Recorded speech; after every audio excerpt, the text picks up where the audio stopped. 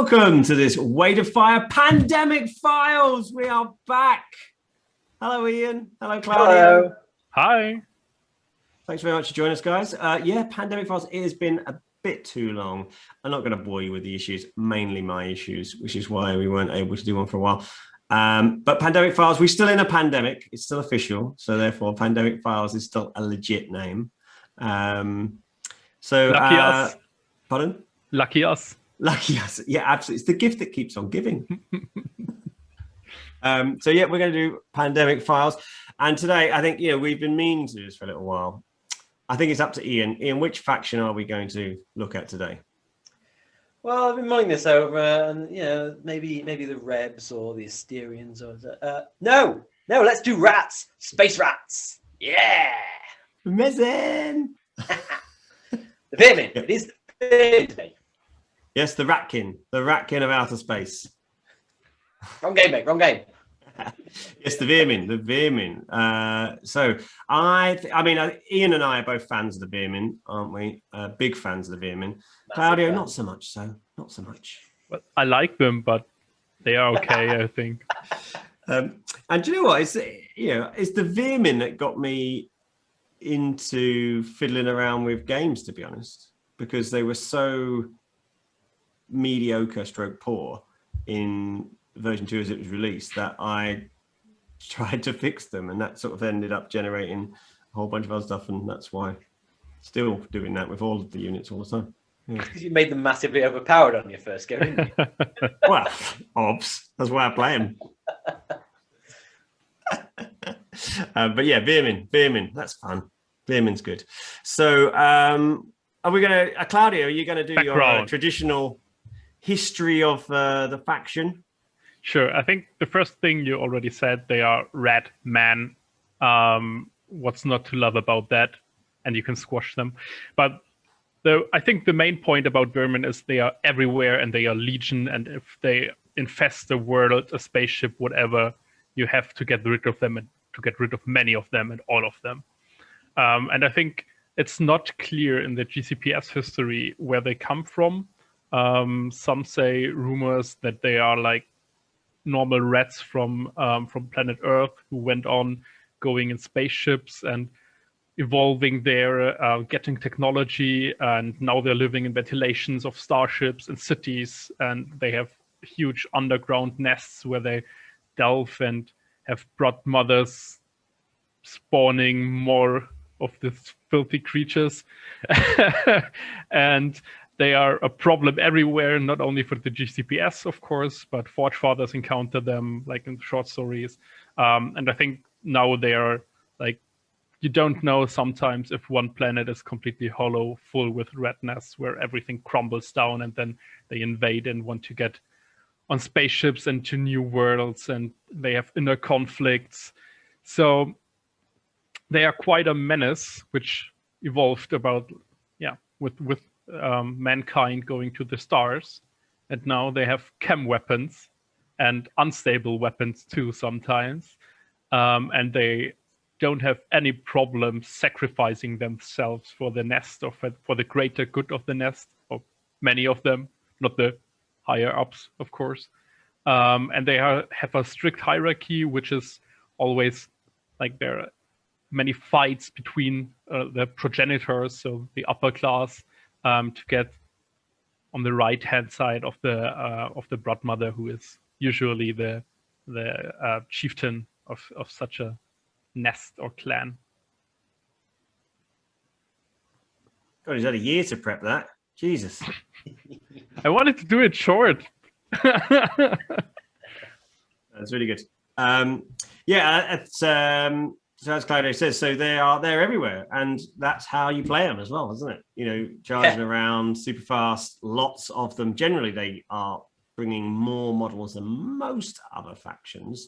Maybe not Plague, but generally going to be outnumbering, aren't they? As a general theme, but and it's a bit like, as you said, they don't stick around generally. You're likely to be losing models left, right, and center as well. I think that's a fairly sort of standard feel for how they play, don't they? They're fast, usually aggressive, depends which list you build, usually aggressive, don't hang around forever, and certainly I think me and Ian tend to sort of play that you've got to have won by around 3 or 4 at a push, because if it gets to 5, you've got nothing left. No, 4, mate. I like to win by the end of round 2. Yeah. And they are able to. Because they don't have only the numbers, maybe because in the background they also tinker with like mutations and part of their diseases and so on. And you see it like here. That's plague, mate. They have plague. No, that's not a plague. That's a nightmare right there. That's I thought it was actually a night terror, not nightmare. So they genetically or however enhance their troops to be bigger and stupider, more stupider. Yeah. So these big beasts are also very, very effective if your first wave of rats get in the face of your opponents. Yeah, and that's a bit of the fluff that's not fully sort of fleshed out, isn't it? Is that this bioengineering or concocting? It's hinted at or mentioned lots of different times, both in their weaponry and in what they do with their creatures. But I'd say it's probably not so far been expanded onto such a great depth that we really know what they're up to. They certainly really seem to be releasing plagues, not plague as in the plague, but plagues as like bubonic plague that takes down GCPS facilities before they don't attack. That's certainly in the fluff, isn't it? So there does seem to be this sort of chemical and bioengineering aspect to what they do. I mean, they're pretty shoddy at it. I mean, look at the state of these creatures. But it's all about numbers, mate. Yeah. Not all about the outside; it's about the inside. Yeah, they're probably disgusting on the inside too. And I thought they smelled bad on the outside. And Ian, you've played rats pretty much consistently now for getting on for a couple of years, I think. You've dabbled in 1 or 2 other things, but pretty much rats has been your go-to since the early days when you played in Forces, isn't it? Well, it was my big force for 2019. So I was running all year 2019. So I took it to Spain. I took it to WAFCon. Which you won to become national champion, UK. So 2019 was my big year running it. So, and of course, we haven't played a great deal since then. So it's still foremost in my mind as my favorite faction. It's what I'm building for Firefight as well. So I have a strong affinity for the rodent creatures. Yes. Is that why you're twitching like that when you said it? You've got some in your underpants right now. It's a smell of cheese. Okay, so we're going to sort of work our way through the faction. So I guess, we've talked a little bit about sort of general principles of what they are. Shall we start going through the leaders? Shall we start talking about the leaders? Yep.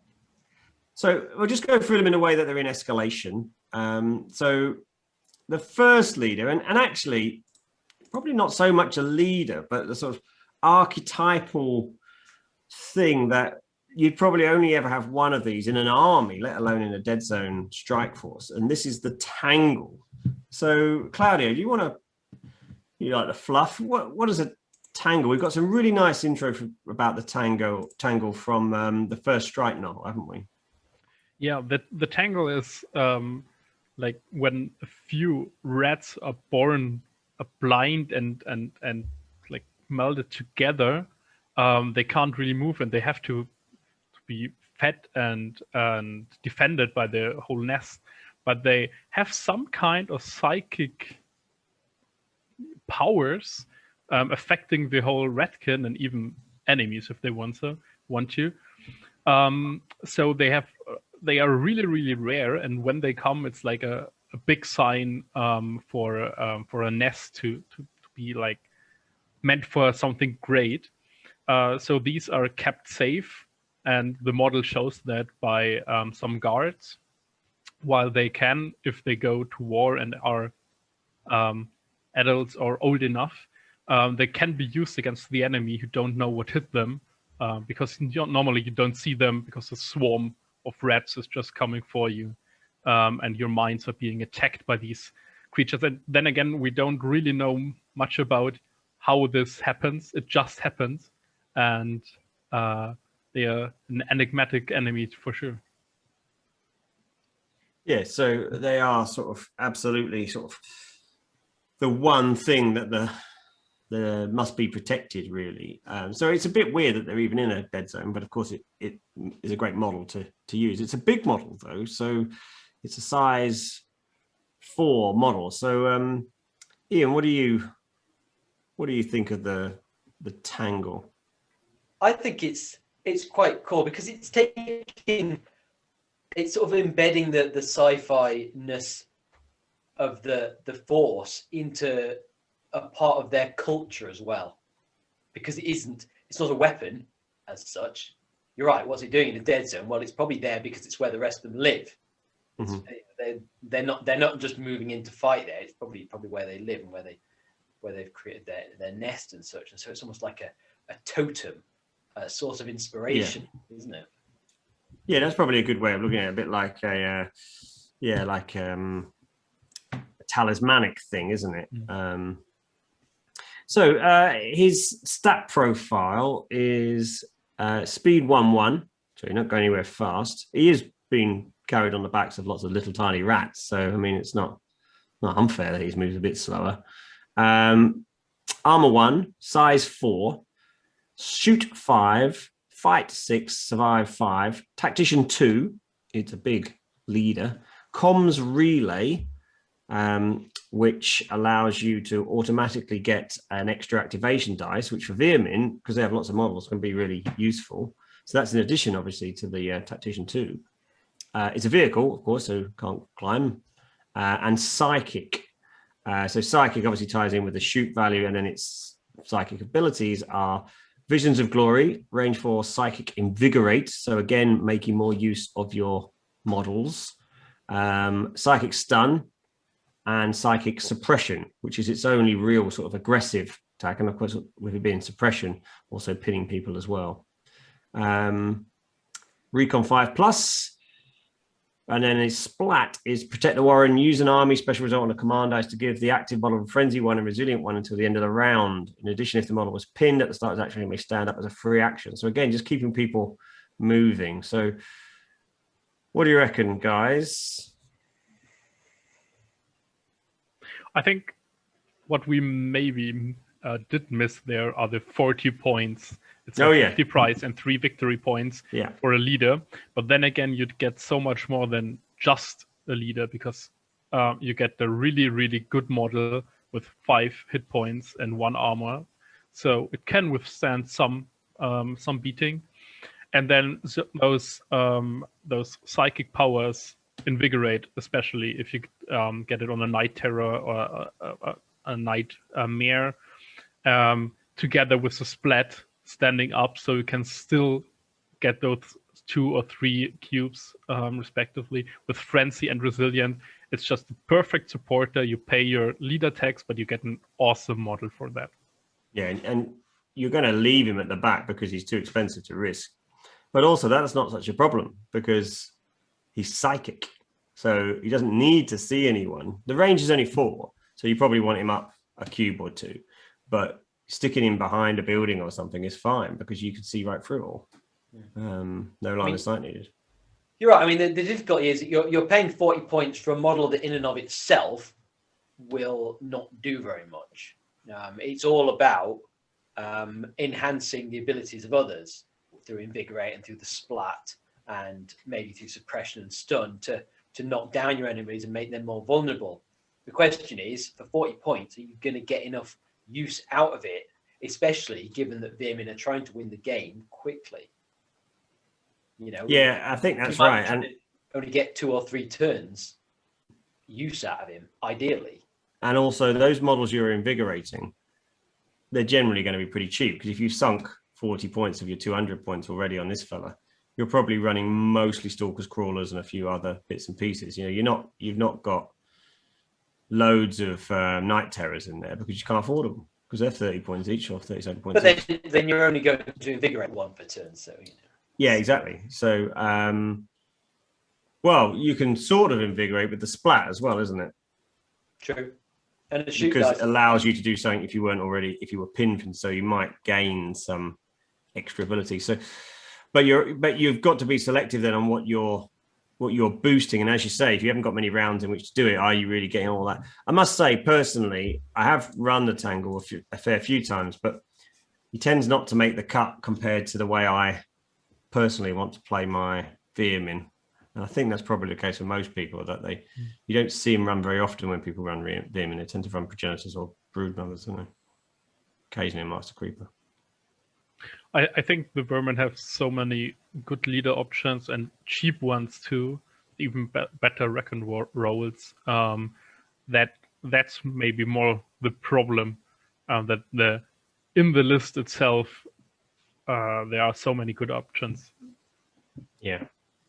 So next up, we're trying to keep it a little bit more prompter than perhaps some of our other ones have been. The Progenitor. So Progenitor, 20 points, 2 victory points, speed 2/3, shoots 5, fights 5, survives 4, tactician 1, no armor, size 1, ray gun 4, range 4, weight of fire 1, but lots of weapon options.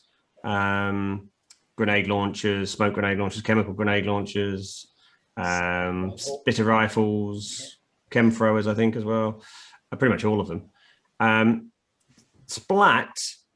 Surge, a Veer-Myn model that was already marked as activated at the start of this turn, may make a move action of up to 1 cube. This may trigger fights as normal and recons on a floor. A floor? A 4. What's your thoughts on the Progenitor? He's my personal favorite. I like running him firstly because he's cheap, so you're giving you more points to spend on all the rest of your critters. His surge is quite useful for getting onto objectives near the end of the round, so you can keep things in cover just a cube away from objectives. When all the fancy stuff on the other side of the board is at its go, it's like, oh, that one, I'm just going to move him a bit more actually and pop him on there. Things like that. Good idea. And his weapon option is really nice because he shoots on a 5, which for Veer-Myn is pretty decent, and so many options. Yeah, smoke, massive grenades. Or sniping. Lots of options for him. I think he's brilliant. Yeah, he's also my go-to, to be honest. I pretty much always take a Progenitor. Very rarely do I not take a Progenitor. Yes, you lose the TAC 2 down to TAC 1, but for what you're saving, and it's a double-edged sword because, like you say, if you give him a spitter rifle, you're gonna put him out in harm's way, which is always a bit of a balance.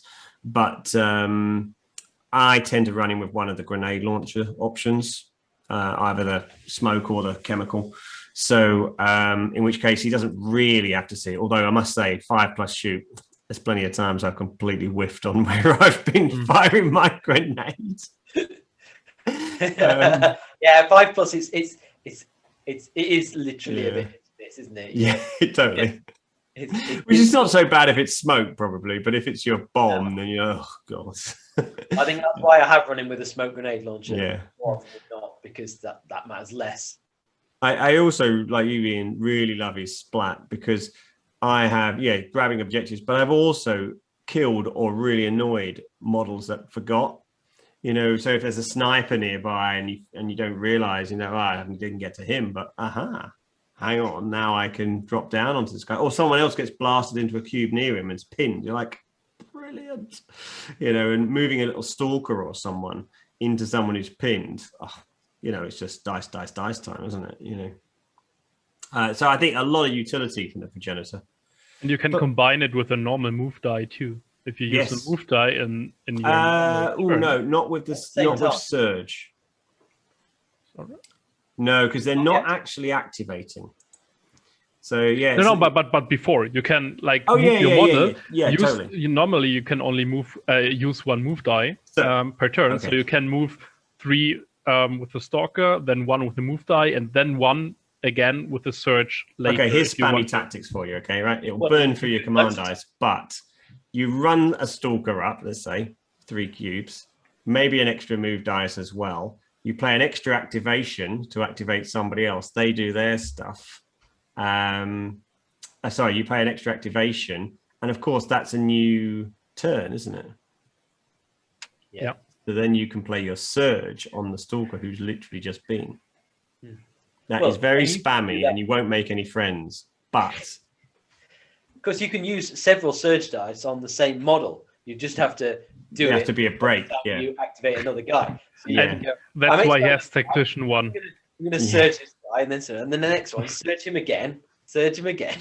Yeah, you'll come away victorious, but lonely.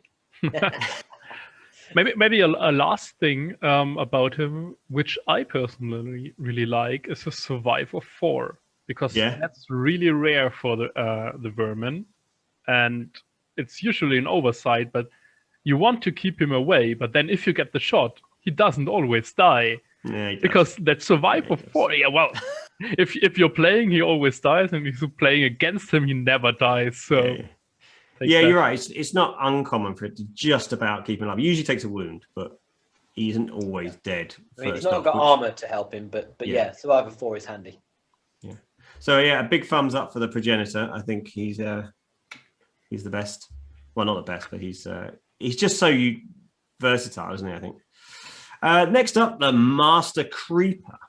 So the Master Creeper is your sort of stealthy looking rat. Move 2/3, as all of them are.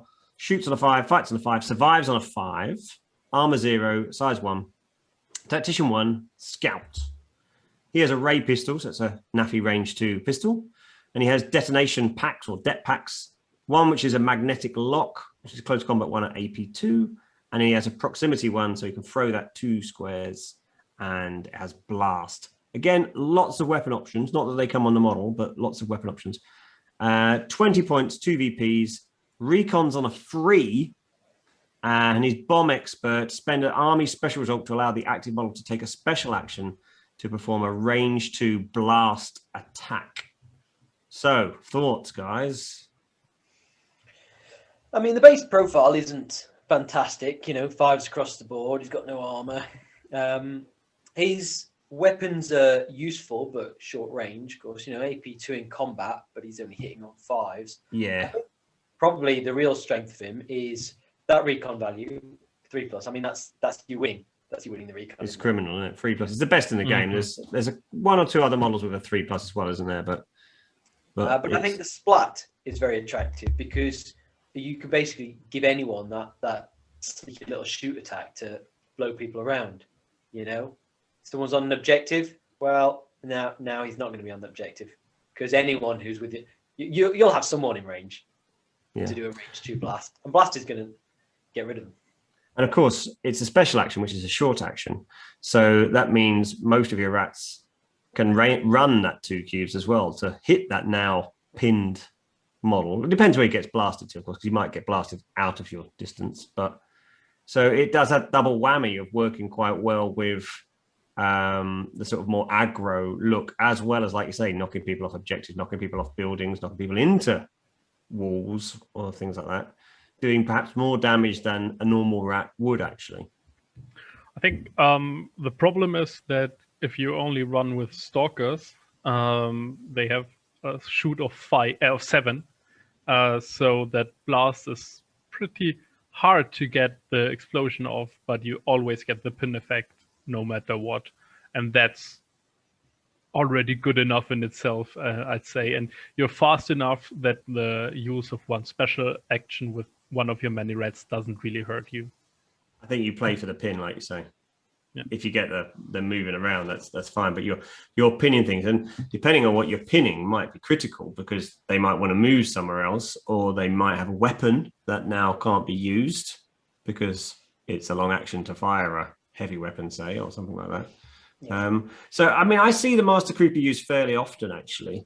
I think because he's cheap, and that Recon 3+ is really attractive, and you can still load him out with a smoke grenade launcher or something. So he does a bit like the Progenitor does, actually. Just, in fact, he's in some ways he's slightly better than the Progenitor because by having scouts, the chemical grenade launcher or smoke grenade launcher are only range 4, so you aren't always getting a hit or a target in the first round, actually. So by having scout, you can put yourself up far enough that you can hit their, well, maybe not their baseline, but well, probably. Oh yeah, you could actually hit the baseline, can't you? Because you can you can make a run move, so you can in theory go 3 cubes. Right. Yeah. So you're scouting forward. You're getting the first turn. Yeah, exactly. I mean, you'll miss still because we've you seem discussed to that. all together, so- But for that small moment, it'll seem like the best plan you've ever made, and then you'll just Oh, it'd cry. be glorious. Briefly. If only it worked. So yeah, I see him run fairly often. Yeah, I think he's a good choice. I personally don't run him much. I think I'm just so wedded to the Progenitor, to be brutally honest. I mean, I don't even run a Broodmother. I know you do, Ian, occasionally. I think I just can't. I just can't get past the cost curve of the Progenitor. I think to WAFCON, there was 2 lists. We did a 150 and a 200 list. I think I had the Progenitor on the 150s and the Broodmother on the 200s. So I ran both. Both that day. All right. Speaking of which, what about a segue into the Broodmother? So the Broodmother, she's the master of the clan, isn't she? So she's the one who spits out the little pups. And basically that's it. She's Big Mama. So she is 38 points and 4 victory points. So she's pricey. Speed 1-2, so slow for a Veer-Myn. Shoot 5, fight 5, survive 4, size 2, armor 2. So she's big, slow, but quite a lot more survivable than your average rat with 2 armor and survive 4. Way more survivable because you haven't also even tough. Yes, tough. So how many things have tough? Oh, it's criminal, isn't it? So automatically 1 success is in the bin. Which, when you're surviving on 4 with 2 armor, that's a big deal. Actually, it's just quite hard to put down. Yeah. Tactician 2, as befits her standard. Loadout weapon-wise is a bit lame, to be honest, isn't it? So she's got her claws. The only thing that gives is AP 1 in combat, and her chem staff, which is an it burns weapon with AP 1, which is no small thing, but it's only range 2. And on a model that moves 1-2, she's not doing that much. Recon's on a 4. Now this bit's hard. So her splat is so many words. Oh my goodness. You can manage. Get through it, mate. You may spend an army special result on your command dice to give all Veer-Myn models of your strike team within 2 cubes of the Broodmother Frenzy 1 until the end of the round, even if it moves further than 2 cubes from the Broodmother. If the Broodmother has been killed, then you may still use an army special result if within 2 cubes of the cube in which the Broodmother was slain. If a model already has Frenzy, then increase the value by 1. That actually doesn't matter anymore because it's been clarified. You may not use multiple army splats on the same model, although if the Broodmother moves, you may use an army special one to make another bubble around it. Oh, I just made that last up because I was losing the will. That is a lot of words, far too many words. Give models Frenzy. Yeah, basically she has a bubble of Frenzy around her. But models keep that when they move away from the bubble as well, which is quite important because obviously a lot of the rats they'll want to go charging off onto other things. Yeah. So it's quite powerful, but of course it's very much tied to where she is. So what do you think about the Broodmother and her splat? I think it's the splat's certainly useful. You've got to base your tactics around it, though. You know, you're probably going to move up on turn 1 and keep things. You don't have to be too close together. 2 cubes is quite a big bubble. I mean, that's essentially 5 cubes wide on an 8 cube board. You know, it's a large space actually. It sounds tight, but it's half the board, give or take. And so you bang that off at the start of turn 2 and then send everyone forward on the attack with an extra frenzy bonus. And you could do that to dozens of models, potentially. Yeah, so unlike a lot of splats, which only affect 1 model, this one actually is, anybody, isn't it? Yeah. I guess the trick is there that she does sort of have to move, doesn't she? So although she's got this good survivability, she can't really hide out and just use her attack dice at the back because you're not getting the benefit of this. Well, all right, you might not get splats, so it's always a bit of a judgment call. But you'll know you've got them before you do anything with her that round, at least. So that's a sort of, it doesn't quite play to her strengths because yes, she survives, but she doesn't really want to put herself in harm's way. But you sort of have to get the splat to work. She's so expensive that you have to try and achieve a lot with her, and that includes getting her forward to get the best out of that splat. It also includes attacking with her as well. You're going to want to set some things on fire, maybe claim an objective that's near your base than not. Yeah, and that's the sort of antipathy of the Tangle version, isn't it? She's the opposite, really. You've got an expensive model that you don't want to get involved with the Tangle, and then with the brood mode, you've got an expensive model that you sort of have to make the cost worth the effort, don't you? Which is why her being so resilient is justifiable, is because she has to be. Yeah.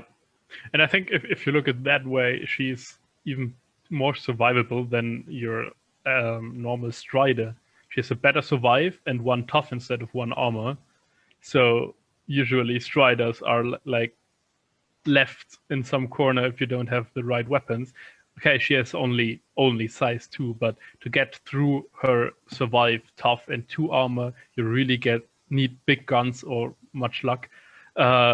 So she gives away 4 victory points, but as an opponent, I'm always thinking about getting rid of like the 12 other things running my face, or focusing fire and hoping for some bad luck rolls in the survive. So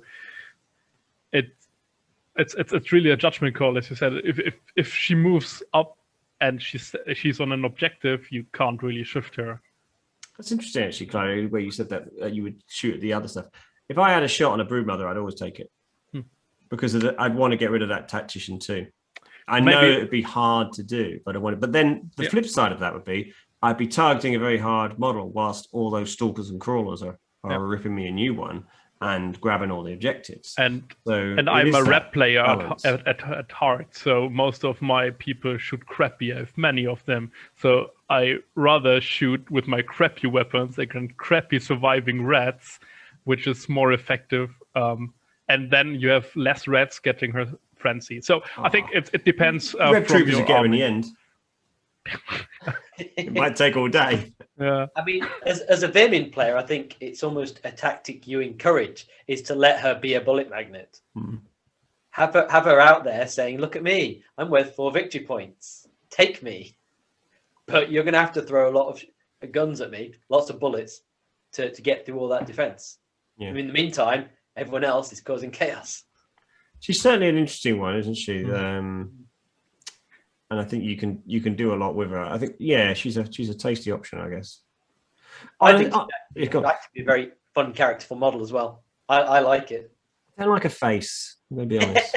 She hasn't got a face and helmet thing a bit weird. But a model I do really like, in a very similar vein, is the Crone Mother.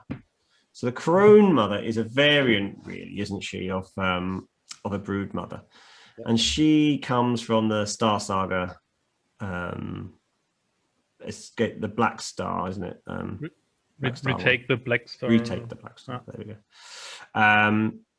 And she's I prefer her posing of the miniature, but she is very, very similar. Slightly different stats and a different splat, of course. So she's a named character. 40 points, 4 victory points. Speed 2-3, so she's quite a bit faster. Shoots on a 4, fights on a 5, survives on a 4, armor 2, size 2, tactician 2, tough, and charged.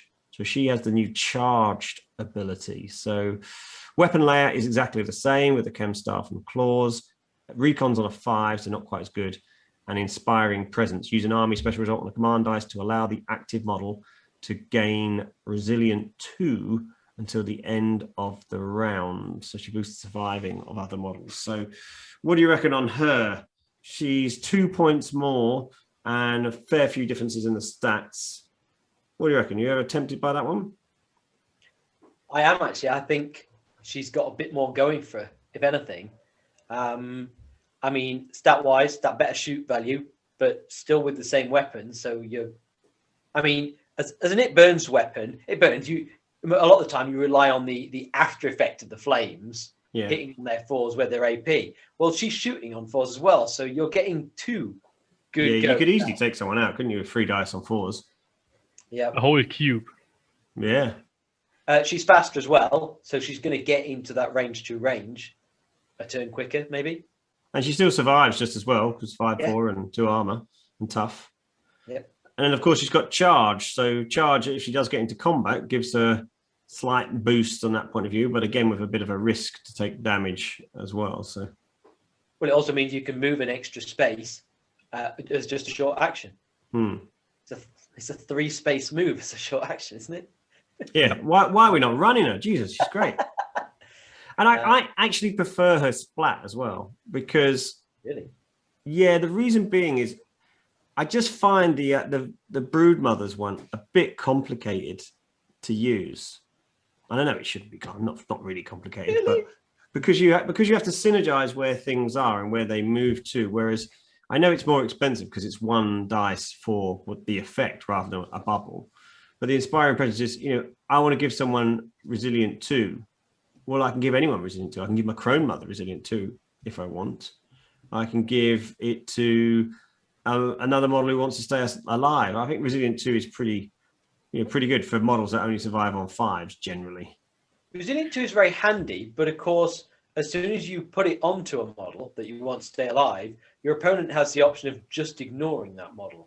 I mean, okay. You only put it on a model where you want to keep them alive, don't you? You've influenced that decision, of course, but it means they're not obliged to waste bullets on it and have that resilient pushing it back. Whereas Frenzy, you're putting that on loads of guys and then shoving them in their face. There's no Yeah, I guess resilient 2 you can put on any model at any point in the turn, whereas the frenzy is probably a round 2 and 3 thing.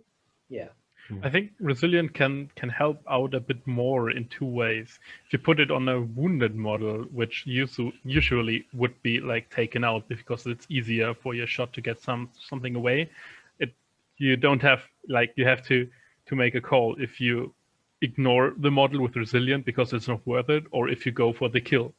So that can make it a bit more difficult for your opponent. And on the other hand, resilient also helps with the charged effect, because if you use charge, you have to make a survive roll to see if you get any damage out of it or a wound out of it.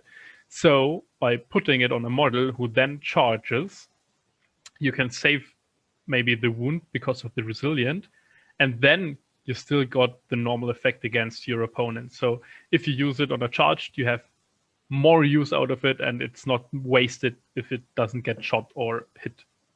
I mean, I think the key thing is to remember, though, when you put resilient on anything, is that one of 2 things are going to happen. Either you're going to completely fluff your resilient roll anyway, or your opponent's going to get 9 successes, in which case it becomes completely irrelevant, because that seems to be what always happens. I got 2 successes. Great, I can read. Oh, you've got 9. Right. No, I think the benefit is she's got extra speed, better shoot, and the charged ability. And the downside is it's a much more focused splat. It's on one guy instead of loads, and her recon's not quite as good. It's down to a 5. Yeah. So next up is the last of these. There's a lot of leaders in the Veer-Myn. And next up is another named character from the Black Star, Retake the Black Star expansion. So this is Thorn, Thorn actually, not only does he have a name, he's actually got an entire sort of subspecies of Technorati. Yeah, I know. Strong in the game. I can sort of almost imagine Rob Berman wrote that one and is chuckling to himself still. Written all over, hasn't it? Yeah. Years later, he's still living that one up. He goes down the pub on a Friday night and goes, "Do you know what I came up with? You'll never believe." That was me. So yeah, he's another one of the Vault Chaser sort of style of models. So he's speed 2/3, shoot 5, fight 5, survive 4, size 1, armor 1. You're getting the pattern, aren't you? Seeing the pattern here. Tactician 1, comms relay, which is interesting. Charged, heavy ray pistol for range 4, so slightly better than a normal ray pistol. 26 points, 3 victory points. Recon's on a 5. And splat is overcharged. Use an army special result on a command dice to allow the active model to activate its charged ability as normal. At the end of the activation, the active model will not need to roll to survive. So, what do you reckon to this guy? I think, of course, you compare him to the Progenitor because he's going to fill still. Basically a boofed up Progenitor. And what you're missing there is, of course, all the versatility in terms of his weapons. Yeah, he's literally only got one choice. No weapon options. He's got that range 4 pistol, and that's your lot. Also, his recon isn't as good. You're down to a 5+ instead of a 4. Gets a point of armor and gets some other bits, doesn't he? Yeah. I mean, he's a bit more survivable. I'm not sure how much you'd use the charged ability on him. Yeah, probably not on him personally. Yeah. No. So the comms relay is interesting. So comms relay, if you don't know, is the sort of thing that's really only on the Asterian support communications drone, isn't it? And the Tangle. And the Tangle, yeah. So allows an extra command dice, basically, but it can't be re-rolled. It can only be used as an extra activation model, which for rats is pretty good because you've often got a lot of models. So you can do that swarmy thing if you can activate more models before your opponent can. So it's quite a nice little thing. And obviously he's splat overcharged, and the fact he's charged means that he's pretty much tied in hand and glove, isn't he, with the Vault Chaser sub faction. He sort of has to fit that mold, really. That's how he runs, because he negates their negative effect of their really cool ability. Yeah. I think the problem with him is he's quite a bit more expensive than a normal Progenitor with 1 DP more and 6 points more. So he's closer to one of the Brood or Crone mothers. His splat is just like you get that you don't have the downside of a charged, while the Crone mother with Resilient possibly negates the effect anyway, plus gaining the Resilient for the whole round. He isn't a good shot. His pistol is only range 4 without any weight to fire anything. He has no melee weapon with a fight of 5, so he's just standing around. You don't want to fight him. No. It's just Tactician 1 comms relay. That's it, and the splat. So I think the biggest problem there is that you get either a Progenitor which does more things, or for the splat you go all in with the Crone mother. You're being a bit cheeky there, because the Progenitor only does more things if you spend a lot more points on it. True. You see, so what? Smoke grenade launchers 8, chemical grenade launchers 12. Okay, something like that. Anyway, so suddenly his price is more than Thorn, and now he's not got the armor. The armor. You see, True. so I totally get it. I don't know. I quite like Thorn. I think he does a good thing, but you do have to run. You have to make sure you've got 2 or 3 Vault Chasers minimum. Otherwise, no point in running, because the biggest downside to him is that his splat is almost a negative splat, because it can only take away something. Firstly, you've got to get the splat, which you don't always get splats. And secondly, you might not want to use the charge ability this round, because I don't need to use the charge ability this round. So will I use it just for the sake of using his splat? No, because I only want to move 2 or something, or I don't want to do the charge. So I will rarely do charged if I don't need to do it. I'll only do it because there's risk if I really want it. And yes, his splat can negate that, but then I still didn't want to do it. So, I'm not going to charge someone if I didn't want to fight them, because they're too big, they'll win or whatever, or I'm already wounded or something like that. So it's a bit of a negative way of playing sort of thing in my head, but I do like him otherwise. And it's a proactive ability and not reactive. You can't just roll for the survive and then say, okay, no, I don't take that damage. Sure. So it's really only that one model, and you can't just think about it after rolling. You have to decide it before rolling or before taking the action. Yeah. So I think for me, all of those splats that undo something that may not happen are a bit situational. The Plague have got one, haven't they? Where you can ignore the rampage effect. Yeah. But at least that has another bonus to it, because it allows them to move an extra cube, for instance, doesn't it? And stuff like that. But I guess this does have another bonus to it, because you get the charged bonus because you're charged the model as well. So it is sort of the same, I guess. But yeah, I have a soft spot for Thorn. Not a massive fan of the model, but I like him. Right, well, that's all of the 28 leaders that the Veer-Myn have. They do seem to have a lot, don't they? So let's get on to some of the troops. Let's start with it. We've gone from the best to the worst. So one of the new models not even in escalation, in the additional things that came out with the Matsudan, we have the Thrall. So the Thrall is a slave, really, isn't he? He's the lowest of the low, even in the Veer-Myn society.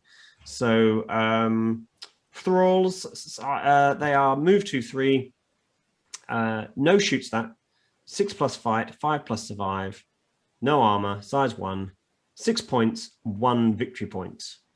What do you reckon, guys? Cheap as chips. Cheap as chips. I think they probably make good objective grabbers.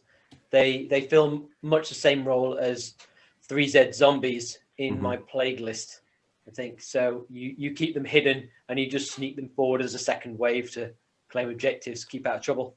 And for Veer-Myn, because they're so fast, they can be scoring you points on round 1, depending on the scenario. Easily, in fact. And if they do, it's worth it. Yeah.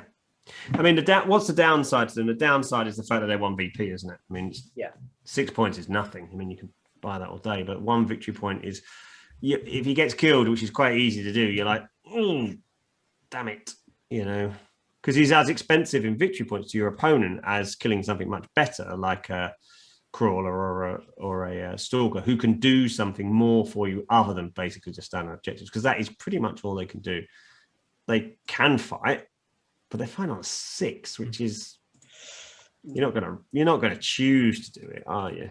No. But I think for a 6-point model, having a survive of 5 and 2 wounds to begin with is really good, because if we look like at the Mason lab technicians, the normal rep soldiers, if you look at zombies, he has the best staying power while being the fastest. He can't do anything else. But for objective grabbing, he gets the most out of his survivability, even though he's giving away 1 victory point. It's his speed, really, which you're paying for, isn't it, more than anything? Yeah. And I personally really love these models, actually. I think they're really nice. I think if he was 0 victory points, like a zombie or something like that, he'd be an auto include 2 or 3 of them probably in every list. Or you could go all out for a real swarm. I mean, against something like Asterians or maybe Enforcers, send them forward in numbers so that by the end of turn 2, everyone with a gun on the other side has got a rat in their face, and they're unable to pay any attention to what's going on in the middle of the board, where the rest of your guys are going, well, I'll take all these objectives with no resistance. You're just not going to be able to gun them down quick enough. Mm-hmm. Yeah, totally agree. And of course, giving away nothing, it's like, well, you might have an army that actually only has half a dozen victory points in it. If you really, really swarmed them out.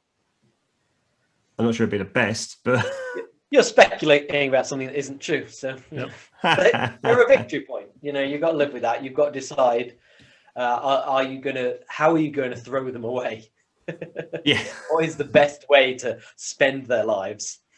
That's what you do when you're planning any Veer-Myn army list, isn't it? Oh, yeah. What's the best way of them dying? What can they take before they do die? And while they're giving away a victory point, they still survive as good as a stalker or crawler.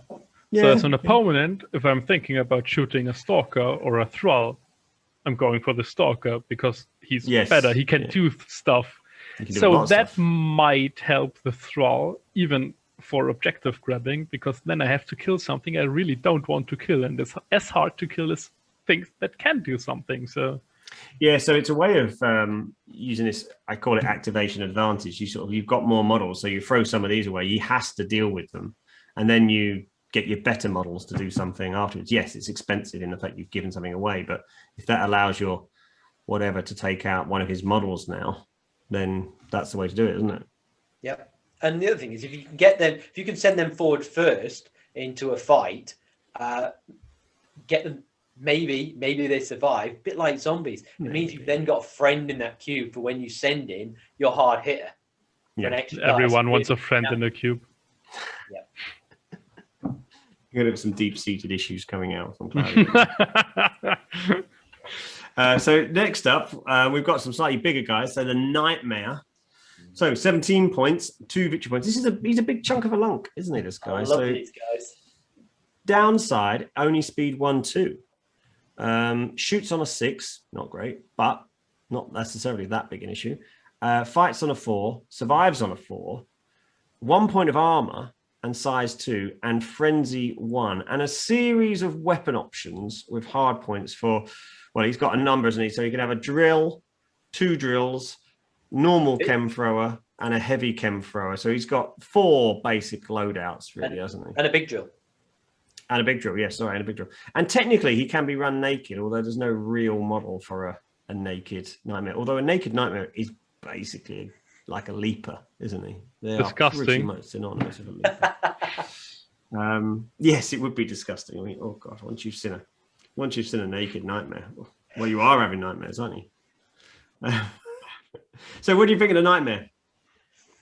As the models, I think they're brilliant. I really like them. They've got a great hard plastic kit with all these different weapons you can put on them. Yeah, those different heads, stuff like that. So I think as models, I really like them. And as units in the game, I think at 17 points basic, they're really giving you a bit of survivability in an army full of 5+ survives and not much armor on a lot of your standard Veer-Myn. Here's this guy with an extra size, surviving on 4s. Really, really good. And a point of armor, just in case something gets through. What's he going to do? Yeah, he's going to walk up to you rather than run. Then he's going to smash your face in with a load of drills. Yeah, he's your wave 2, isn't he? You've got your others running in fast, and he's the bulk coming up behind to grab the objectives and punch you in the face. I wouldn't waste him on objectives. He is for punching people in the face. Oh, yeah, but if he's on objective, they have to get him off. Drill. Yeah. You can drill your face in. Would you run him every time, or are you selective? I do like to get him in whenever possible. I've got one with a drill and a chem thrower because I think that's a really good combination. He can move forward and set things on fire, and then chuck him into combat as well. Ideally, both in the same turn. I think you're right. I think that probably is the best combo, I would say. What do you reckon, Claudio? Yeah, I think so too, because also thinking about command dice, if you get the shoot, you usually can't really use it other than for grenade launchers, but sometimes always for grenade launchers. Yeah. But sometimes maybe you don't have that many left, or it's better to get the flamethrower off, and that it burns. You can still move like you can sprint or shoot the flamethrower in one cube, charge another cube with the Nightmare. I think it's an awesome combination. You get everything because you've got that frenzy going to really, you're able to fight most of your opponents and win with that size especially. So you're really flexible. And then if you're standing on an objective, as you said, 4 up, survive, and 1 armor is as good as an enforcer with 3 wounds.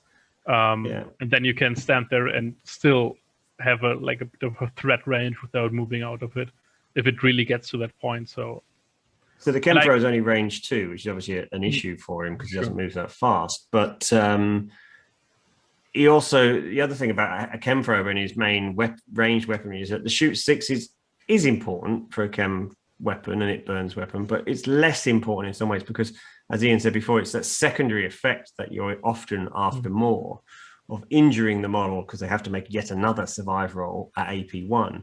But also, even if they survive that, if they don't, they might not take any damage because they might have more armor. But say if they're hitting striders or something, if you roll more successes than they do, then they've lost their entire activation as well. And that is in some ways worse than taking wounds. Well, in many ways, worse than taking wounds. In many ways, it's worse than death. Yeah, worse than death itself. And also, it's a chem, so it affects everyone in the cube. So everyone's making that secondary survive on 4 pluses with AP1, which is criminal, which is way better than his shoot stat. Mm-hmm. Yeah. So, you're sort of like, it's like spray and forget, isn't it? I'll hit you, and then I don't worry about it because I'm working on the principle that something is going to happen when you activate, and that's the even worse bit. It's in your bloody activation. So you activate a model, and then your model dies and burns to a crisp, and you're like, oh well, now you can have another go then to beat me in the face because I've just wasted my own go. What I like about the weapon options is that you can tailor that to how you want to run them. You know, if you want to run them forward, max speed, move them 2 cubes, extra dice, use your Progenitor's surge ability. That's 4 cubes, double drilling, and smash someone's face in big time. If you want something survivable to sit on an objective, it is survive 4 and his 1 armor, give him the heavy cannon thrower. Because then he can run onto that on the first turn, and then second turn he stands there, range 3 setting things on fire. Range 3 setting things on fire. That's quite a lot of cubes he can affect. I think one of the downsides too. I don't run him very often, mainly because the way I play Veer-Myn is quite aggro. I try and move very quickly. And aggravating. Yeah, of course, like everything I do. Yeah, so he often gets left behind a little bit. I think if you knew the scenario was something like Occupy, I definitely run him then because you don't have to move anywhere near as far, so he's getting into the action much quicker than in, say, even Patrol or something, or certainly like Invade or something like that. The other thing is when you start loading him out with all the weapons, he can get quite pricey. I think that he then starts to cross over into would I prefer to run a Night Terror rather than an expensive Nightmare. That becomes a bit of a downside in the way that you have to buy every weapon as an extra cost. He doesn't come with anything stock, does he? No. Yep. I mean, if he came with a drill, even a drill stock, I think he would be a much easier choice to take. Yeah, but I think for me, I really like the big drill. That's not a usual choice, but I like it because, first of all, the Veer-Myn don't really have that much AP going on. So it's a niche which can be really useful. And oftentimes I hear people saying, "Oh, your Strider can't be killed. Oh, that Peacekeeper is unkillable. That's broken." Yeah, well, then take something with AP. High AP weapons aren't that useful. Okay, you get it. So that's why I think one option, also only for being a threat, can be good, as a personal opinion, to get like the opponent thinking, and maybe he uses his Forge Guard or Peacekeeper with shield a bit more defensively. Why I was pulling a funny face there was I guess it's a bit unfair actually to pull a funny face because I'm just doing it now. I'm doing it right now. In pre-escalation days, I did exactly that technique. I played against Richard Martin with a double Strider GCPS force. The whole role of my Veer-Myn Nightmare was to get in with the big drill and take out a Strider. And I got there, several rounds, I got 2, maybe 3 rounds of combat, didn't do anything. But in those days, they survived on 4s and I fought on 4s. So it was a straight roll of it. And he's bigger than me as well because I'm only size 2 and he's size 4. So I think you didn't have Frenzy back then. Don't think he had Frenzy either. So basically I had the right technique but the right tactic but the wrong tool to do it, and that was as good as I could make him, but it would be better. Having said that, it'd be better now because post escalation you'd have more chance because Striders are now on 5+ and he's got Frenzy 1. But tell me this, how much shooting was that Strider doing while you were in combat with it? Oh, none, but the rest of his army was destroying mine, so well, yes, but you're talking about a 20-odd point model, basically nullifying a 40-odd point model. But then again, you could take the one with a pair of drills with a better frenzy, which is better in like binding the opponent. But with an AP3, you don't want to break away that easily. So but I guess having said that, with the new escalation rules, I'd be interested to see that fight again because I suspect it wouldn't be a complete stalemate. You wouldn't win quickly, but you might start grinding him down enough that then he doesn't want to walk out the cube from you because he's worried about taking that extra wound or even two getting wounds. there, being afraid of the option. Don't go, because a Strider can easily go on an objective because he can't be shifted. But if you know, so there's an AP3 Frenzy 1, maybe with a Broodmother, extra Frenzy, etc. Like in charge range, you maybe put him a bit back. Yeah. So I think it's a good. I think they just become a bit pricey for me personally, but I see that other people certainly do run them. You see them run quite often. I must say, if I come up against them, I'm not particularly concerned. If I see them on the table, they're a target, but they're not one I stress about because they're slower. You've got more time. Yeah, I mean, in that way, because they're taking up more points and they're slower, they're detracting from your favorite tactic of the Veer-Myn, personally, lots of bodies moving very quickly. Yeah, it's taking that away from the Veer-Myn. It's choosing you, making you do something else. Yeah, so I guess that's the biggest thing for me. It doesn't fit my, proper aggro, lots of Stalkers, swarm, winning round 2, 3, dead by round 4 sort of approach. Because if you have a slower model that is more survivable, that doesn't fit that play. Actually, you'd be better with a Night Terror because he's survivable and he's aggro and he's fast. So he fits my play style more than a Nightmare would on a personal level. Yeah. Till he rampages and rips your own force apart. One of those choices you have to take in life. All right. So next up on the troops is everybody's favorite, the Crawler. Actually, it's nobody's favorite, isn't it? Nobody's favorite. So Crawler is your bog standard troop. This is a rat with moves 2/3, shoots on a 6, fights on a 5, survives on a 5, no armor, size 1, ray gun with range 4, weight of fire 1, and rapid fire. A measly 10 points and 1 victory point. I say nobody takes these, but Ian takes them, don't you? I do take them because I think that gun actually is pretty useful.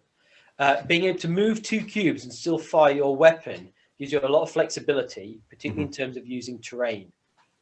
He's gonna, when he fires, it's gonna be from height because he's had plenty of time to move onto height and then shoot down on things. Or even clear shots because it allows you to get around things, doesn't it? Or both. And okay, yeah, he's shooting on 6s, which is shit. But weight of fire, it's a mitigating factor. But I think firing for effect is a particularly useful thing for them to do because then it's an extra dice. You've still got your weight of fire. You've got your height, maybe a clear shot as well. That thing is going to hit the ground, whatever he's shooting at.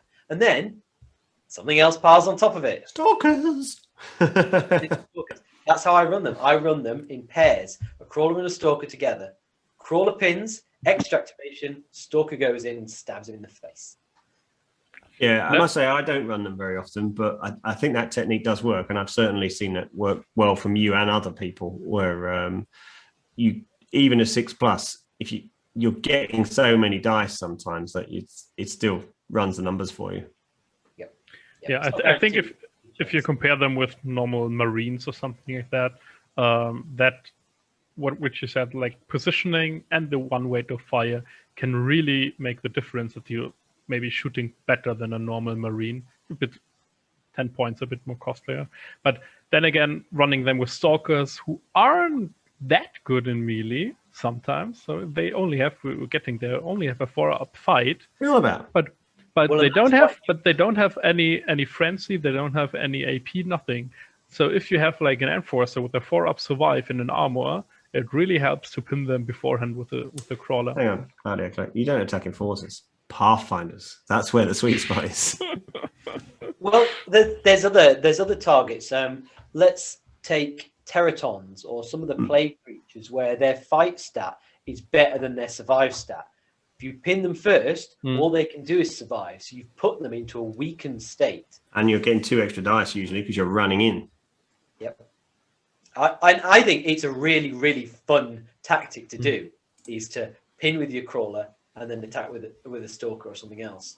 So speaking of Stalkers, so these are the complete and utter yin to the yang of the Crawler, aren't they? So again, classic speed 2/3, shoots on a 7, Fights on a 4, survives on a 5, size 1, armor 0, ray pistol, range 2. Yeah. But 9 points and 1 victory point. So Stalkers. Big fan of Stalkers. I think we can skip them, right? Nobody uses them. Not that great. They are Andy, the best. Go on, Andy. Tell us all about Stalkers. So They've gone up 1 point. they have gone up 1 point in escalation. You're right, because they probably were a bit good. I think that 4+, better than average fight. And of course, because of their speed, they're generally going into a fight themselves. In fact, that's what you want them to do, because they need that extra dice. Because as you said, they don't have any AP, they don't have any frenzy. They are straight rolls. But if they're charging in, as they often pick in the fights themselves, it might be a pinned fight, or so they're going to be bringing 4, possibly even 5 dice on 4+. Well, that's probably 3 hits, isn't it? Which for most models is going to beat their survive. Yes, they'll struggle against something with a lot of armor, or they'll struggle perhaps if people have got, enforcers, or particularly got a friend in the cube or something like that. But I tend to run them in packs, often with extra activation. So you get 1 in, then you put another one in the same cube with him. So then he's got a friend as well, and by which time obviously the opponent might be injured as well. These little fellas have taken down Kalishi all the time and stuff like that. I mean, they literally are brilliant, but they have no survivability, and therefore you will, let's put it this way, for every 3 you put in, you'll only have 2 left. It's that sort of ratio against anyone. And I'm not talking against good fighters. That's against Rev troopers even, or something like that. I mean, you will lose models because they're not teratons. They're not aberrations. They are cheap, but good fighters. And they really only do one thing as well. I mean, I would never use a ray pistol on them. Literally never. The only thing I would do is maybe pick up a grenade and throw that on occasion. Because you'll miss.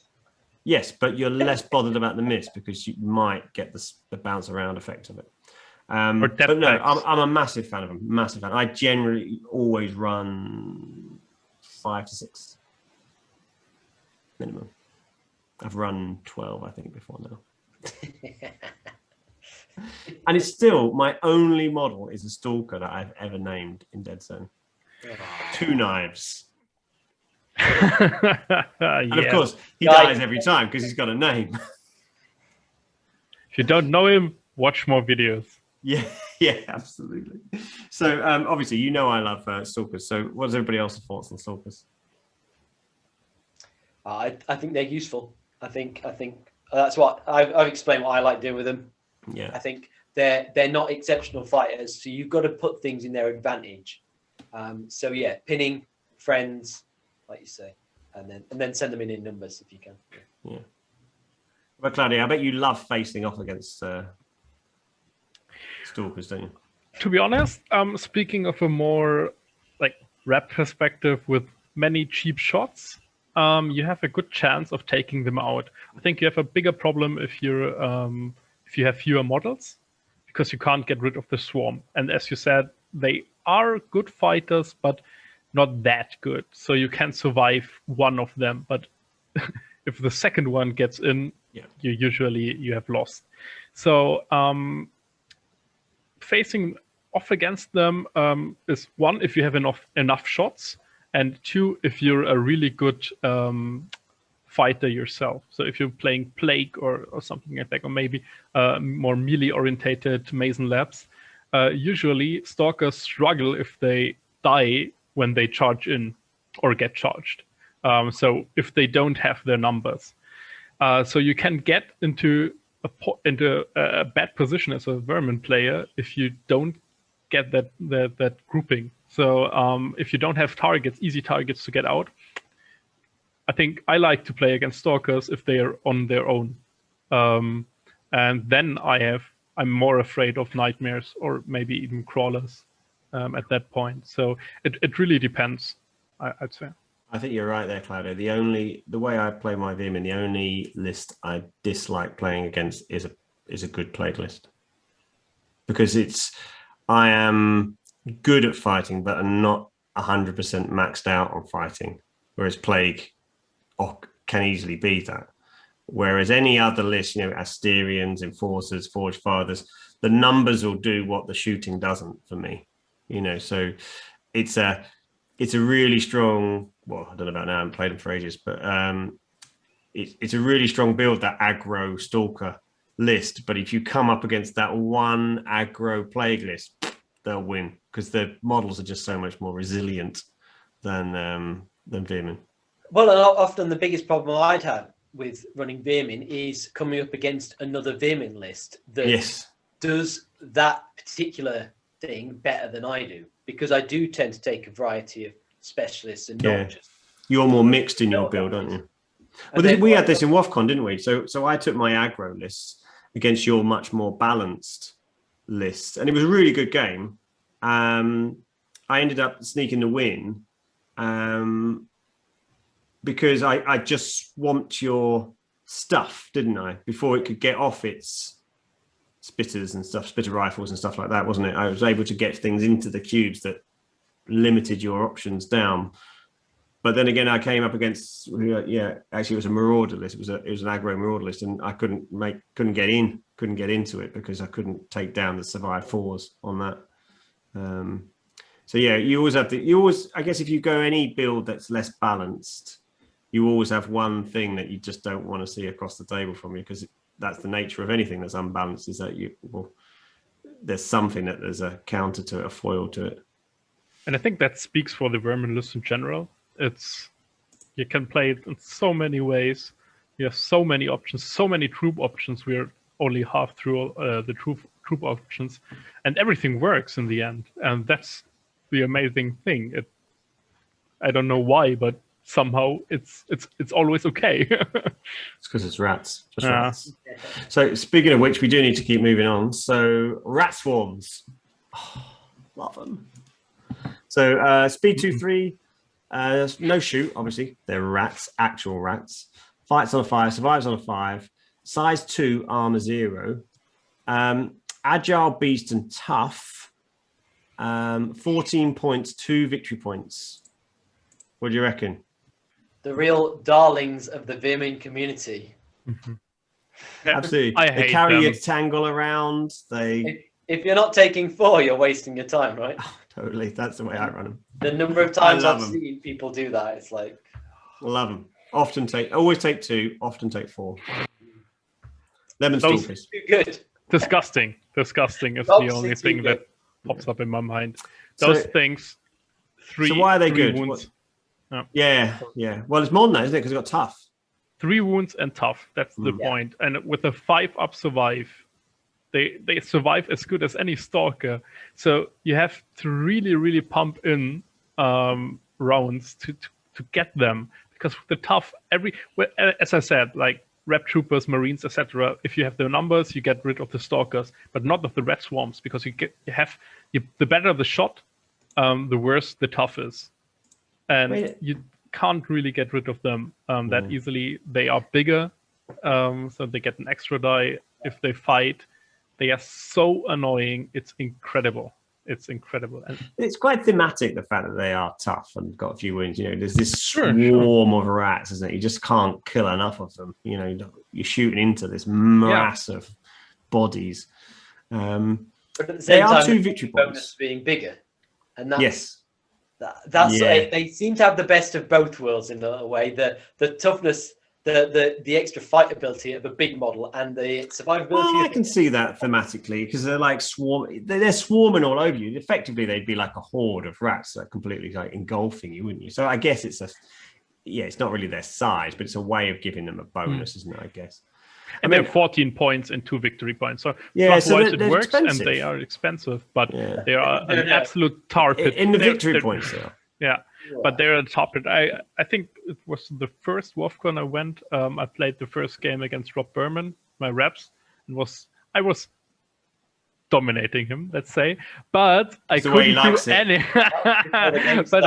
but I couldn't do anything about the red swarms. I think it was like breakthrough, and those things I couldn't kill them. I had my reps up there with the height, and I couldn't kill them. They got through the thing through my deployment zone, and I think we had a draw and some beers. So it was a good morning, but those red swarms were really, it was the first time I really was pissed off about them because they were so good.